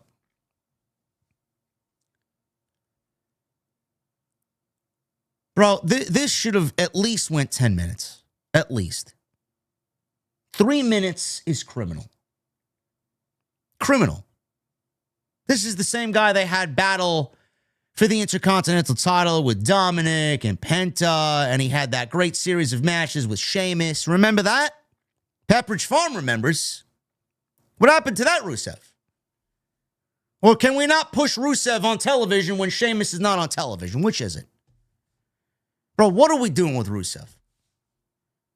Why do you bring someone like this back into the company and give him this big return? And then only 6 months later, he's basically demoralized in this type of fashion. Like, what are we doing? Shouldn't you want your entire roster to be a bunch of great hands, a bunch of great, well-established over superstars? How do we got this guy out there? He gets no reaction, and now we're using him for basically jobber fodder for Femi. I don't understand what we're doing here. 3 minutes. He did get some offense here.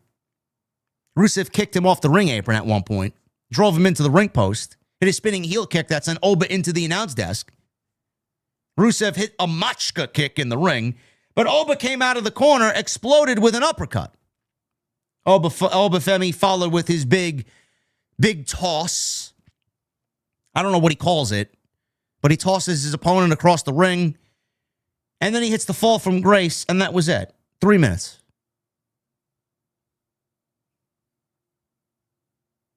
I don't know. What's The Miz? The Miz is more the Miz is more over than Rusev is. The Miz gets more TV time than Rusev. I don't understand it. Very bizarre. Next week on Raw in San Antonio, Brock Lesnar appears. I'm assuming he will not be with Paul Heyman, being that they wrote him off television. So Lesnar handles the microphone all by himself next week. Oh, joy.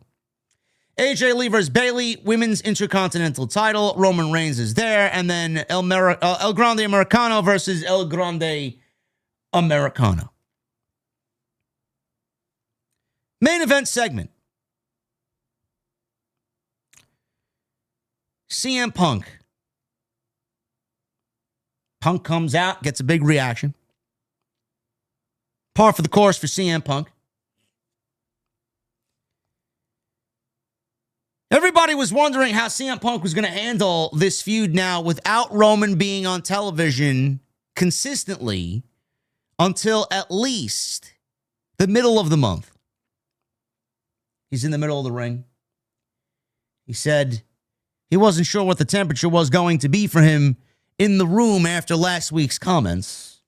He mentioned the Super Bowl champion Seattle Seahawks. He said he thought people were upset with him for disrespecting Roman last week.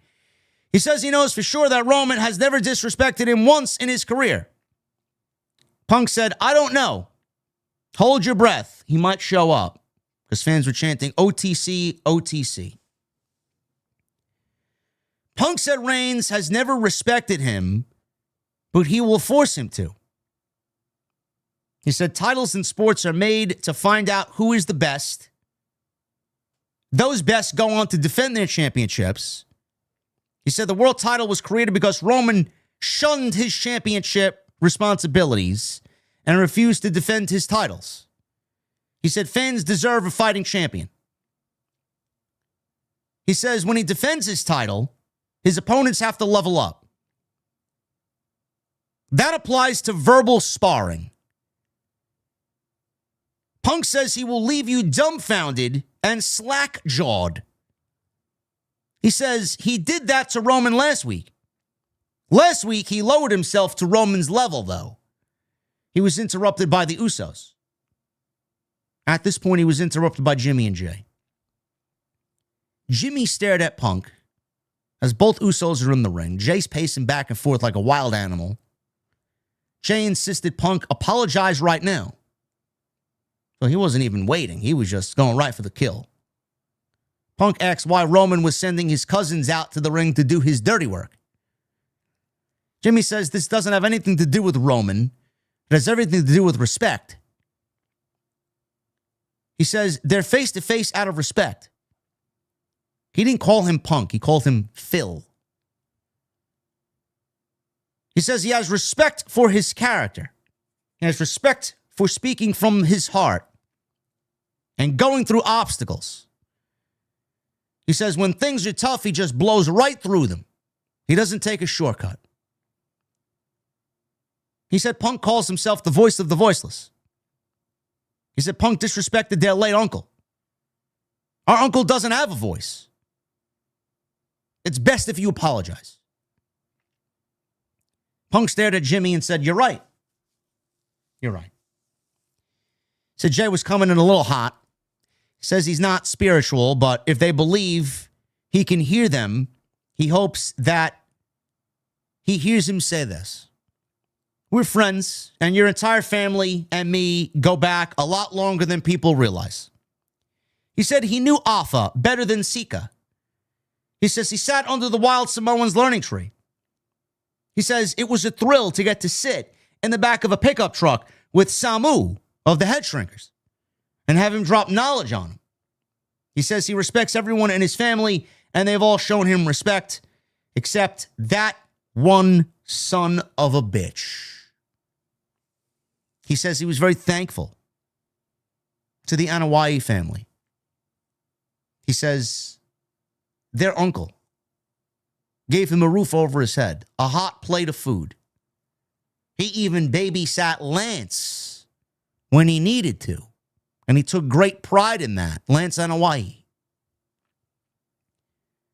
Punk said if he thinks Sika heard that, then you believe he can see. He says he can see what a lying, conniving, backstabbing, manipulative, gaslighting, egotistical, narcissistic, plastic politician Roman Reigns is.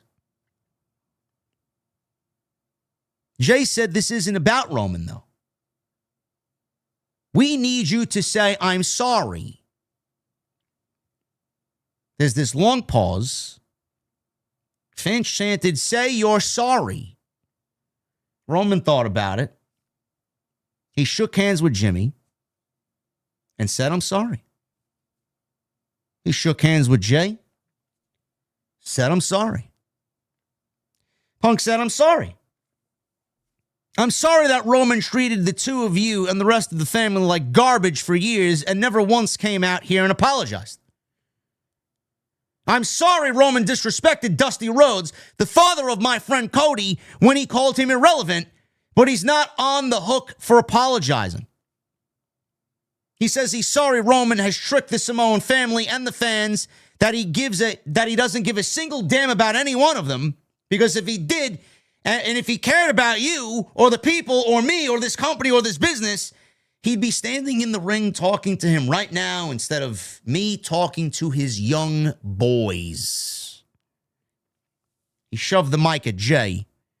Jimmy punched Punk with a microphone in his hand and knocked him down. Jimmy held Jay back from doing any further damage to CM Punk. That's the way the show went off the air.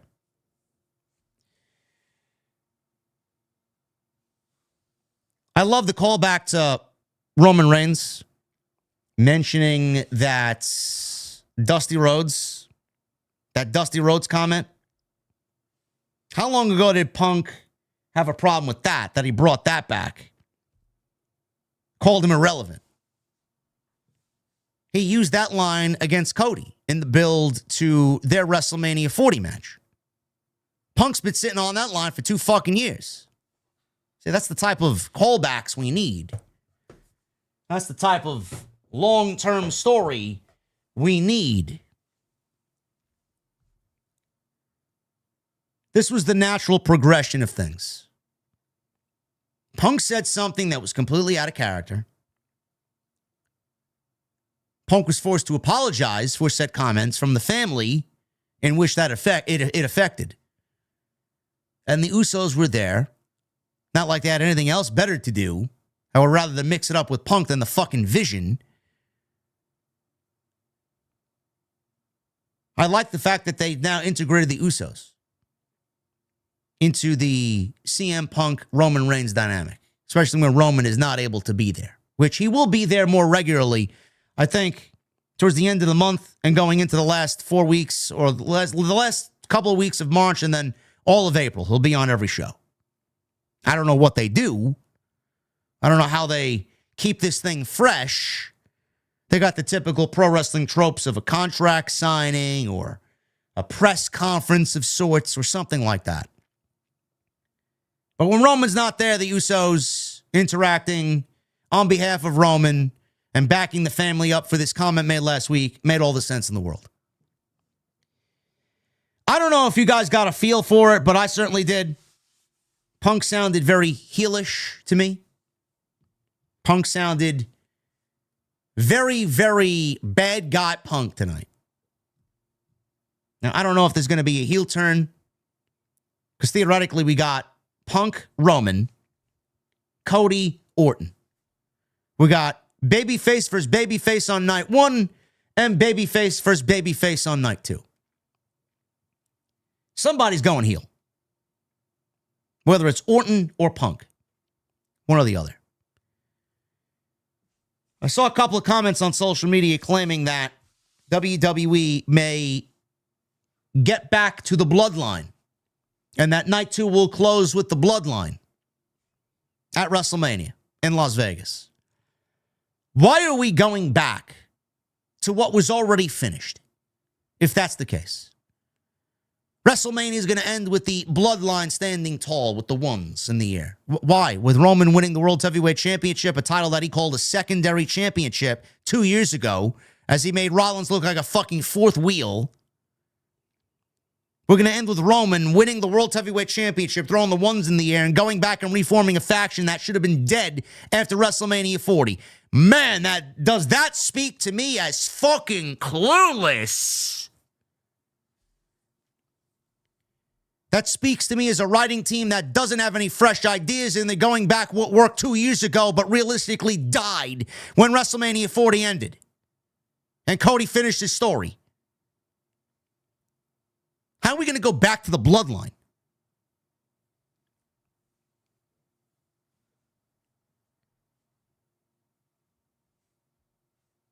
What I find interesting,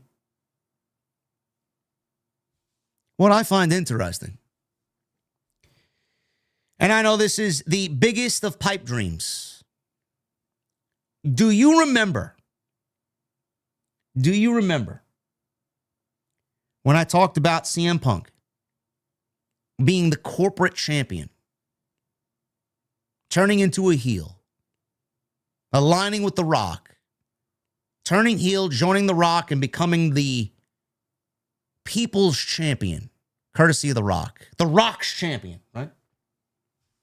Turning heel. I could see it. From the day that I mentioned it, it never happened. But from the day I mentioned it, I could still see it.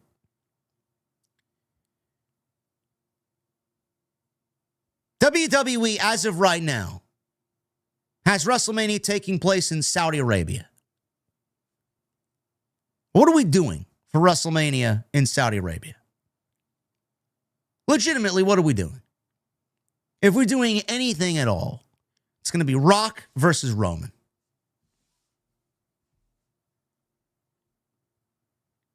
If WrestleMania next year is to consist of these two matches, things need to be in motion now.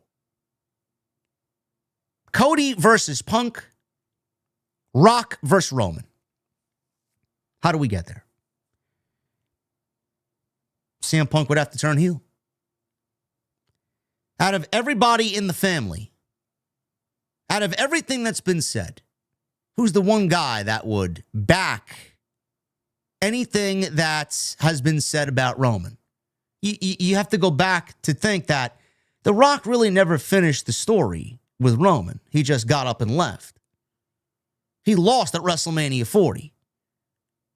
He then came back to try and finish his story with Cody, which went nowhere. Then he turned heel with John Cena. Or Cena turned heel with The Rock. That went nowhere. But that Rock and Roman dynamic, we never really got any blowback from Roman losing the championship and disgracing the family. Then he teamed with Cody. And The Rock came out and did the throat slash. That was never really given any explanation behind it either. If there's one guy that could potentially be against Roman, it would be Rock. If we're going to set up Rock and Roman next year for WrestleMania, which could be the one match that they absolutely want and nothing else, how do we get there? It starts this year. If Rock and Roman is going to be the match next year, you announce it early, you begin planning it now, and set the stage for it now. If Rock and Roman's going to happen, why not have Punk turn heel with The Rock? Why not have Punk become the Rock's champion? How to get back at Roman? By siding with the one guy that Roman failed in The Rock. Sells itself. Sells itself. Then we can get heel Punk on the way to WrestleMania next year, him and Cody next year, because that's still, outside of everything else on the show, it's the biggest match that they can do that they haven't done yet. They did Cody Roman. They did Cody Orton this year. They did Cody Drew. I'm sure they'll get to Cody Fatu. There's not many matches left for Cody. They did Cody Lesnar. Cody Punk is the only match that they have not explored yet. I could absolutely see it being the case. Again, this is just my opinion and my pipe dream. But you got 4 baby faces in the main event of WrestleMania across 2 nights. Someone's inevitably going heel. At this juncture, it's either Orton or it's either Punk. Who's it going to be? I thought this was a great segment. Thank you guys for hanging out with me tonight. We're going to get into your super chats in just a second. Make sure you guys hit that thumbs up down below. Follow me on social media at JD from NY206. Twitter, Instagram, TikTok, and Cameo. Leave a comment down below. Hit that thumbs up. We need 150 likes for 1,000. Can we do it? We had 3,000 people in here, man. No excuses. If you guys are watching the stream right now and have not hit the thumbs up, it's the best way to support. Hit the thumbs up. Again, leave a comment as well. That helps us out. Super chats are open. They will remain open. Get them on in. The absolute best way to support what we do here on Off the Script. And tonight, we are sponsored by Blue Chew Gold. I said we are sponsored by Blue Chew Gold.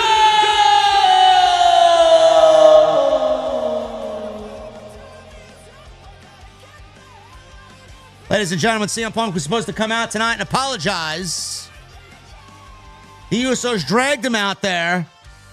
Roman Reigns standing tall like the tribal chief, expecting Punk to fall in line. But instead, Punk doubled down.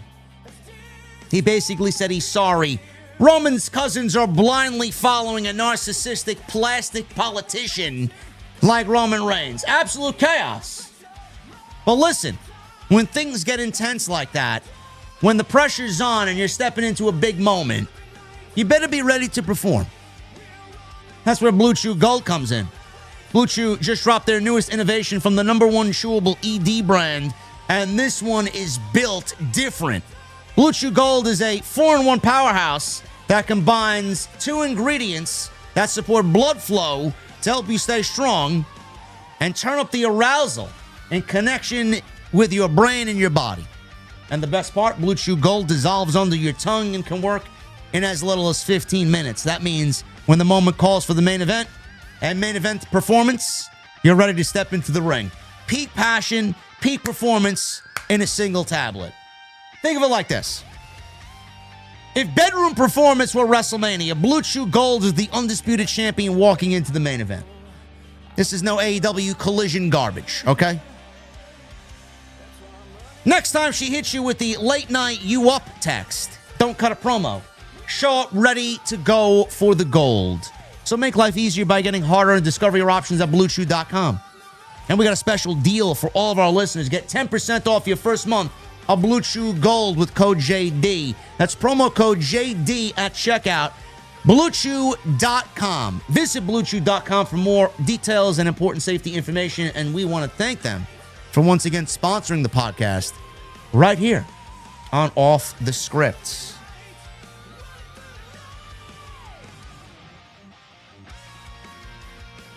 Let's get into these super chats. Thank you guys for hanging out with me tonight. Joseph Taylor with a $2 super chat. I was a fan of the Big Dog Roman, but his promos were awful. Bro, nobody was a fan of Big Dog Roman. If you were brainwashed and manipulated. Michael Krause got $6 in super chats. JDOTS, how's everyone? Let's go. Yeah. LA Knight fights the Vision until 2065. LOL. Yeah. Power Rangers, putties for the mask men. Good one, JD. Yeah. Thank you, Michael. Appreciate you, brother.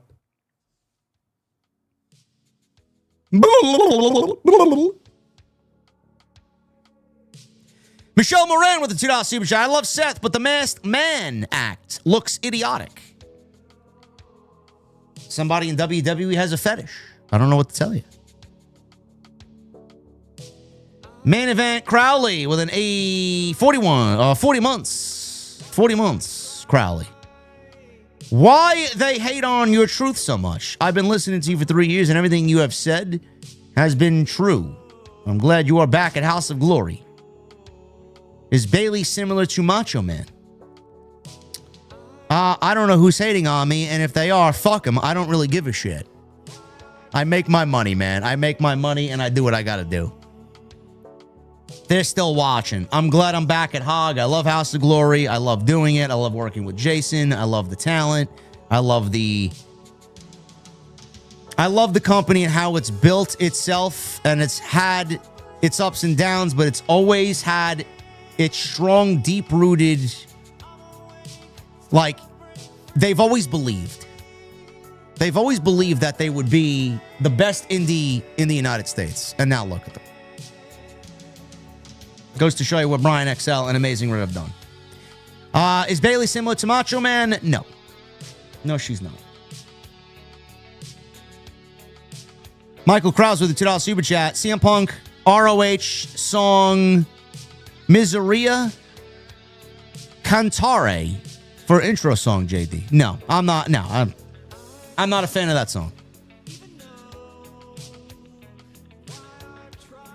Apparently that song is deep-rooted in pro wrestling lore. I don't care. Don't care. Captain Solar, $5 super chat. All this Spanish-speaking on American wrestling television, what are we doing? Am I watching WWE or Telemundo? This is becoming very cringe.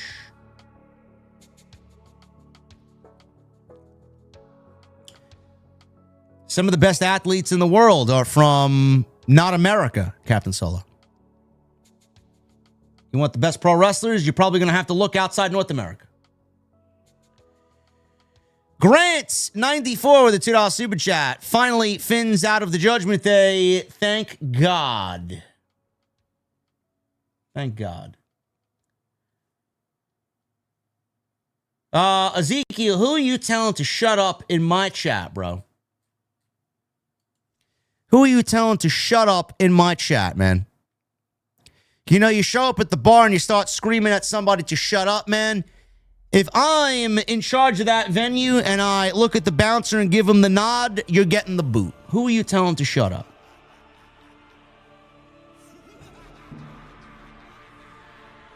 Everybody's entitled to their opinions. If that's Captain Solo's, that's Captain Solo's.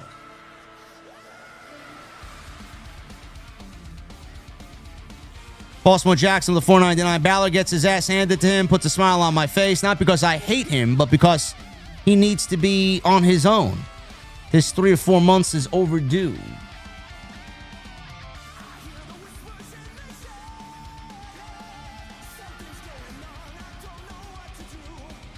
Mid-range with the $2.99. Punk meant to say counterfeit Young Bucks.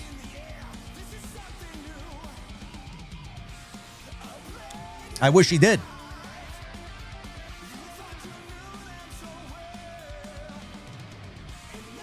I wish he did. Michelle Moran with a $5 super chat. Punk shows why he's still that damn good, but I hope Triple H isn't thinking of getting the OG Bloodline back together. That ship is sailed. Oh, don't second guess Paul Levesque. Writing team is so fucking clueless that they may have no choice but to go back to the Bloodline because it was the only thing that worked. Everything else that they've done since then hasn't. Angel Alago with 46 months. What's up, brother? Hi, JD. Totally agree with you. Rollins getting hurt. WWE have their best 2 main events they can have. It's now up to them to have a good story. I absolutely agree with that. Rollins got hurt. The plan shifted major. Rollins and Reigns was night 1's main event. Cody and Punk was night 2's main event. That was the original plan for WrestleMania. Rollins got hurt. Everything got fucked up. No matter what you look at, the best course of action with WWE's WrestleMania main events is what we got now. Roman versus Punk, Cody versus Orton. No one's going to tell me otherwise. So no matter if you like or dislike Cody's title win, you can't argue the fact that the 2 WrestleMania main events you're getting are the absolute best plans that WWE has outside of the original. Don't at me. And no, a fatal 4-way with everybody involved is not better. It only lessens the impact of the WrestleMania card because you're tying everybody up into one match. CM Punk fan with a $5 super chat. I was at Raw. I thought it was a good show. It wasn't bad. We got 2 big segments and a Judgment Day angle that was pretty hot.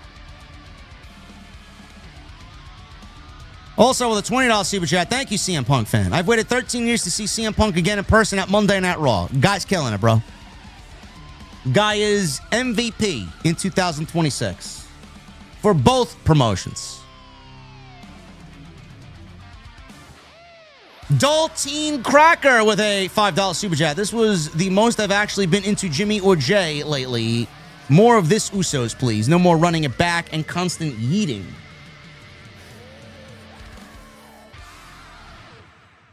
The Usos are best when they have a little bit of edge to them. It was always that way.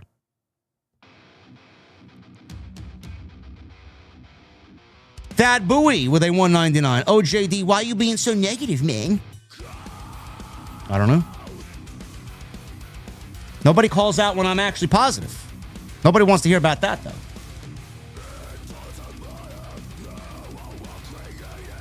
Rick Kobos with a $2 super chat. Priest as the new Balor versus Dominik. Guest ref.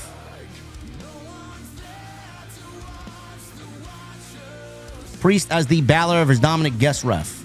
Maybe. We'll see. Lavelle with the 2 months. Since WrestleMania has 2 babyface main events, WWE should do a double turn for at least one of them. I would have Cody turn heel and retain. Bro, I would love if Cody went heel. I just don't see them doing it. I would love it. When that starts to translate into, and when the online discourse starts to translate and bleed over into the actual audience who hasn't really picked up on that yet, it's not going to happen.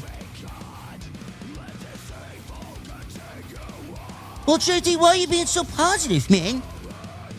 Then you get the geeks that are like, where's the old JD? Man, you ain't the same anymore, JD. Okay. Chris J Productions with a Z, $1.99. I don't even know why I try anymore. Bro, it's not Wednesday night.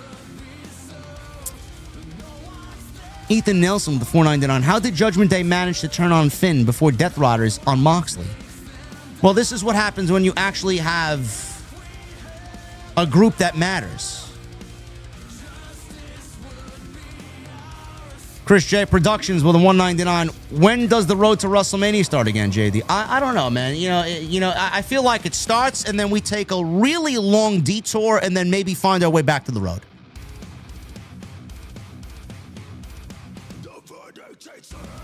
Jorge with the 4 months. Hey, JD, what is the song you always play? This one song with this Lonely Nights title. I can't find it. What's the name of it? Much love.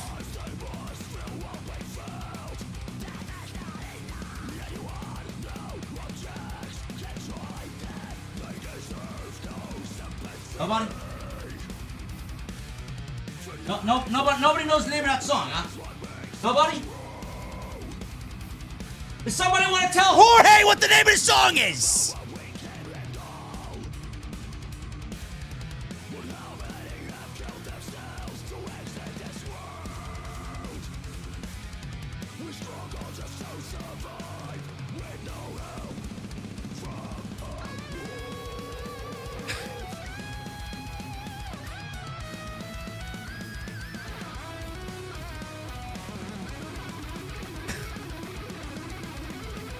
Chris J Productions with a $1.99. Kevin Dunn's Teeth versus JD's Braveheart at WrestleMania 42.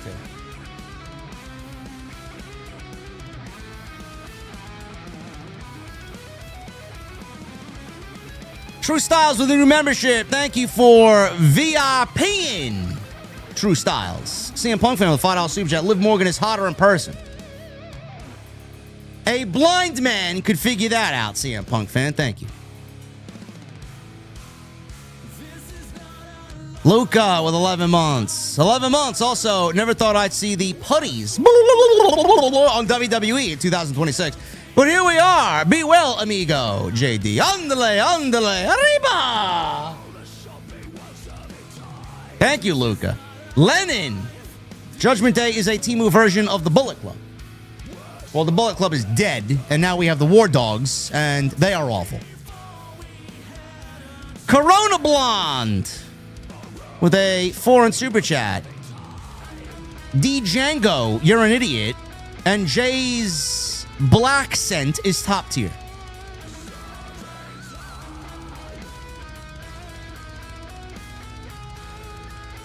Grant with a $20 super chat. JD OTS forever. You're 100% right about your breakdown tonight. I found you by chance. The night of WrestleMania 40, you reignited my interest. Thank you. TNT. Also, thank you, fam. You have helped me in some of my dark times. Thank you. Well, if you watch other creators in this space, you claim that, or they claim rather, that I have no influence over anything. But you guys constantly, every single stream, prove them wrong. Thank you, Grant. I appreciate you. Hopefully you are in a good place. I wish everybody's in a good place. And I appreciate you being here, brother. Thank you very much. We'll see you tomorrow for TNT. CM Punk fan with a $5 super chat. You should review WWE 2K26. No. No, we are not buying the game. We are not playing the game. We are not looking at the game. I am on Arc Raiders, and I am on sometimes Black Ops 7, but mostly Arc Raiders, and that's really it for now. Arc Raiders is my new Destiny 2, being that Destiny 2 is basically dead. What else do we got here? We got a couple here, man. Thank you guys for all the support. I got enough time to play another song here. That's pretty good. What do we got? Where am I, man? Where am I? Survivor with 11 months. Thank you, brother. Sudoku with a $4.99. JD, I love you, man. You do a fantastic job. Love listening to you. You have such a great insight. Thank you. Great show. Commented tonight right there. Look at that. I see Sudoku says I do a great job. Okay? Love it. Street Fighter with a $10 super chat. Thank you, Sudoku. You all wanted Seth back. This is what you get. Dancing masked men. Hope you're happy. Corona Blonde with a $2 super chat. Incidentally, JD sound effect. My O-face noise.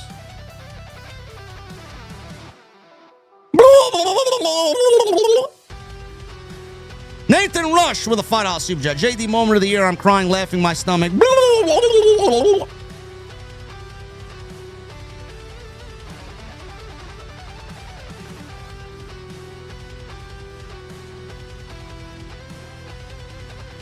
Nathan also, $2 super chat. 100% need you to do the putty spot on TNT. Maybe. We'll see what type of mood Solomonster's in tomorrow.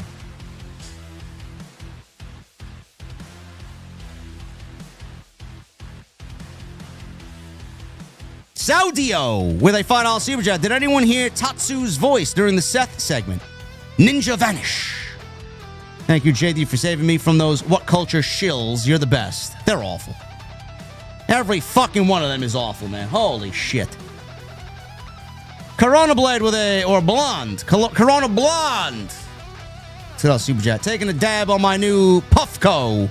Peak Pro, thanks for the LOLs.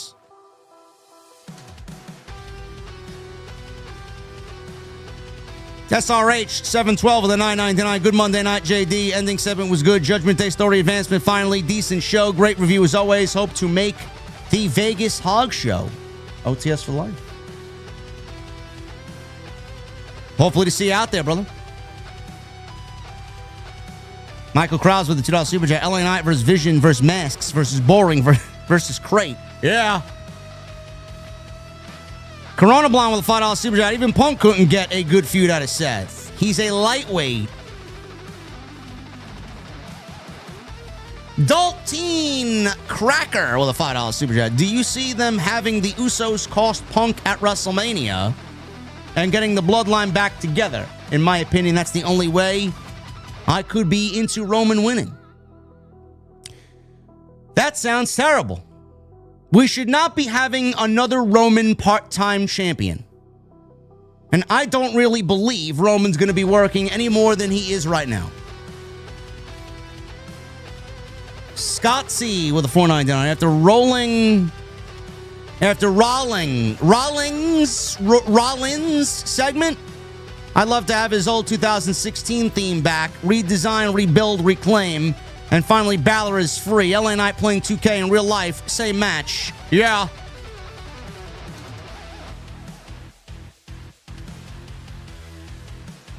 Nah, Rollins' theme is pretty set, bro. He's not going to get a new theme. If the WWE sees fans singing along and being interactive with someone's theme, it ain't going nowhere. Sidro with the $2 super chat. Maybe Braun can be surprise masked man and spears Seth. You may be onto something. It's probably what they're leading to, because they love them. They have a fetish for masked men. Not today, Jay, with 42 months. I'm gonna give this new lead rider some leniency due to the injuries, but she has 2 more months to get this thing into gear. But tonight was not a good start.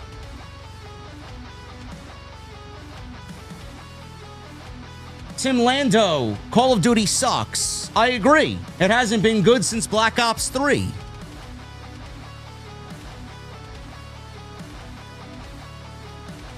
Sidro with the $2 super chat. What lives in a shire and is kinky?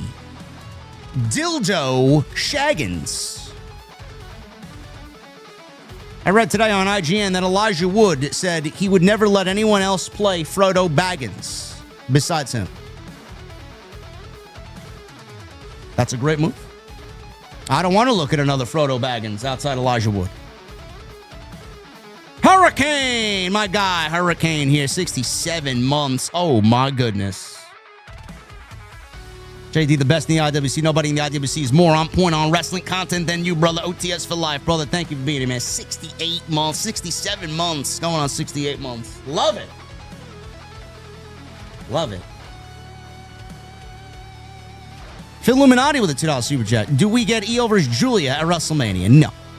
Fallen Exposure with a $5 super chat. Natty promo was reflection of Pillman, Austin. When Austin ran Pillman's head into the toilet, obviously that one was better and rewatchable.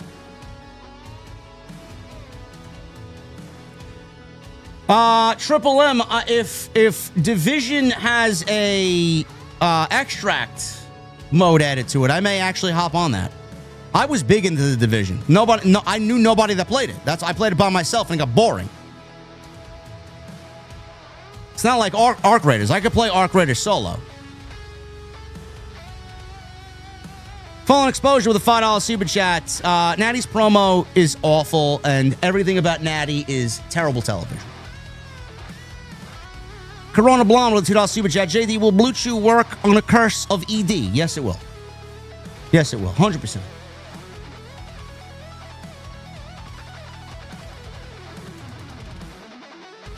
NM949 with a $2 super chat. A middle-aged woman as Raw head rider. We cooked.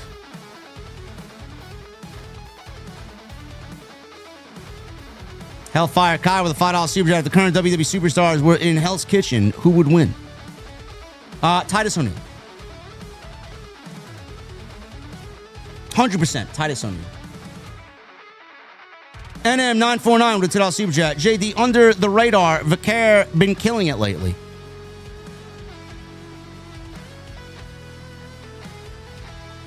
I think she's great regardless.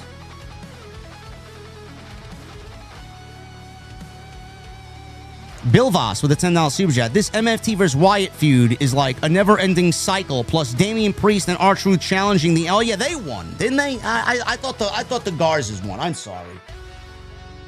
That's how brain dead I am, man. Yeah, R-Truth and Damian Priest won. That's right. I said the Garzas. Took me fucking half an hour to remember that I actually mentioned the Garzas winning. But they had the best performance, though. You got to admit, the Garzas had a great performance on Friday. Yeah, that division's terrible. Captain Solo with a $2 super chat. Rusev and Ray Phoenix deserve better. Sad. Yeah, I agree. I don't know what happened there.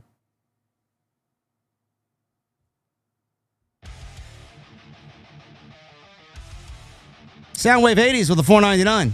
Do you know Metallica's One lyrics? I love that song. Yes, I do. I love that song as well, but it is not their best song. Their best song is Battery and the Four Horsemen. True Crime Unleashed for the $2 super chat. He calls the toss puff toss. Puff toss. Okay.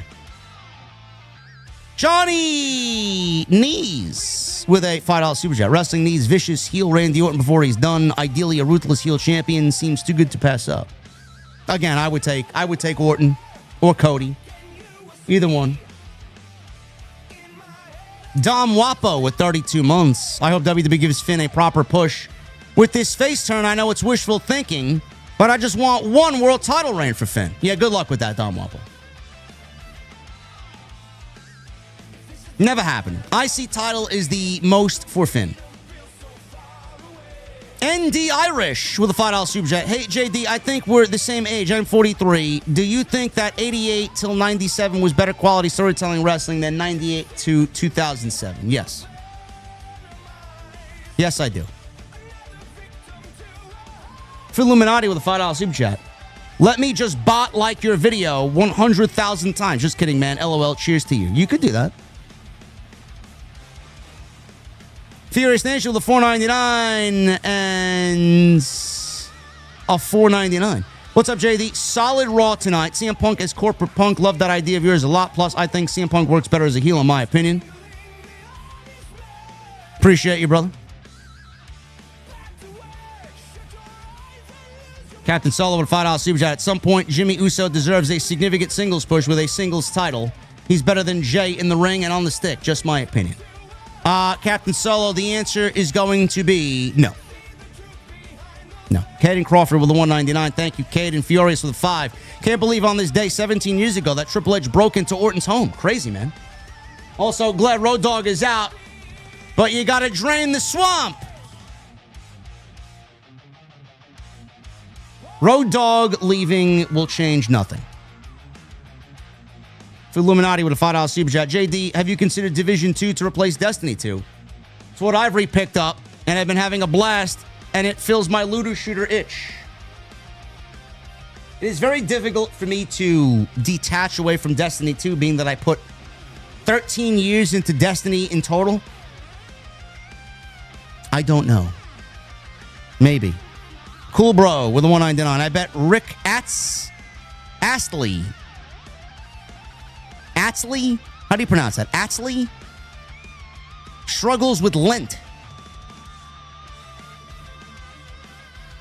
And Chicago 4MBK with a $5 super chat. Sorry, join late. So which coffee shops did you try in Chicago last week? Also, CM Punk always brings the A game in his promo. I walked into Wake and Bakery and I walked right out after I knew what it was. Whoever recommended me that, fuck off.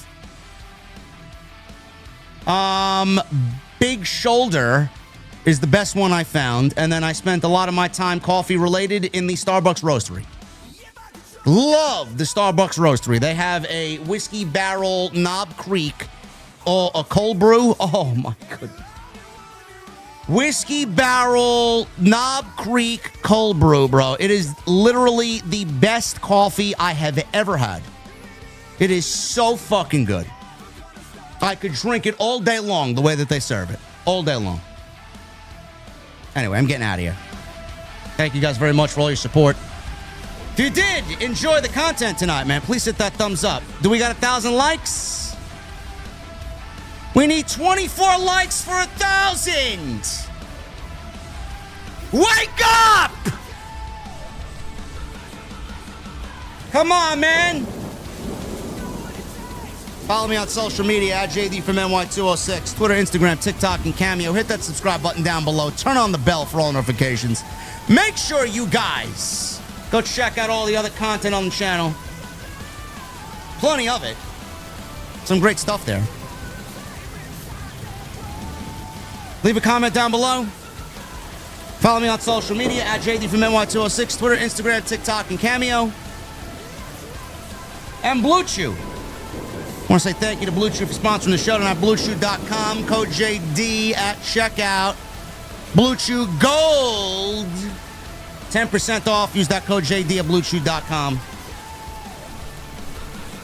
Until then, I'll see you tomorrow night. We got TNT coming up, man. We got a lot to talk about tomorrow night. We'll talk about the Cody and Drew McIntyre situation, the Road Dogg situation, what happened on Raw tonight. We got a lot to talk about. So join me in the Silent Monster tomorrow night for Tuesday Night's Titans. Until then, guys, have a good night. I'll see you tomorrow for TNT.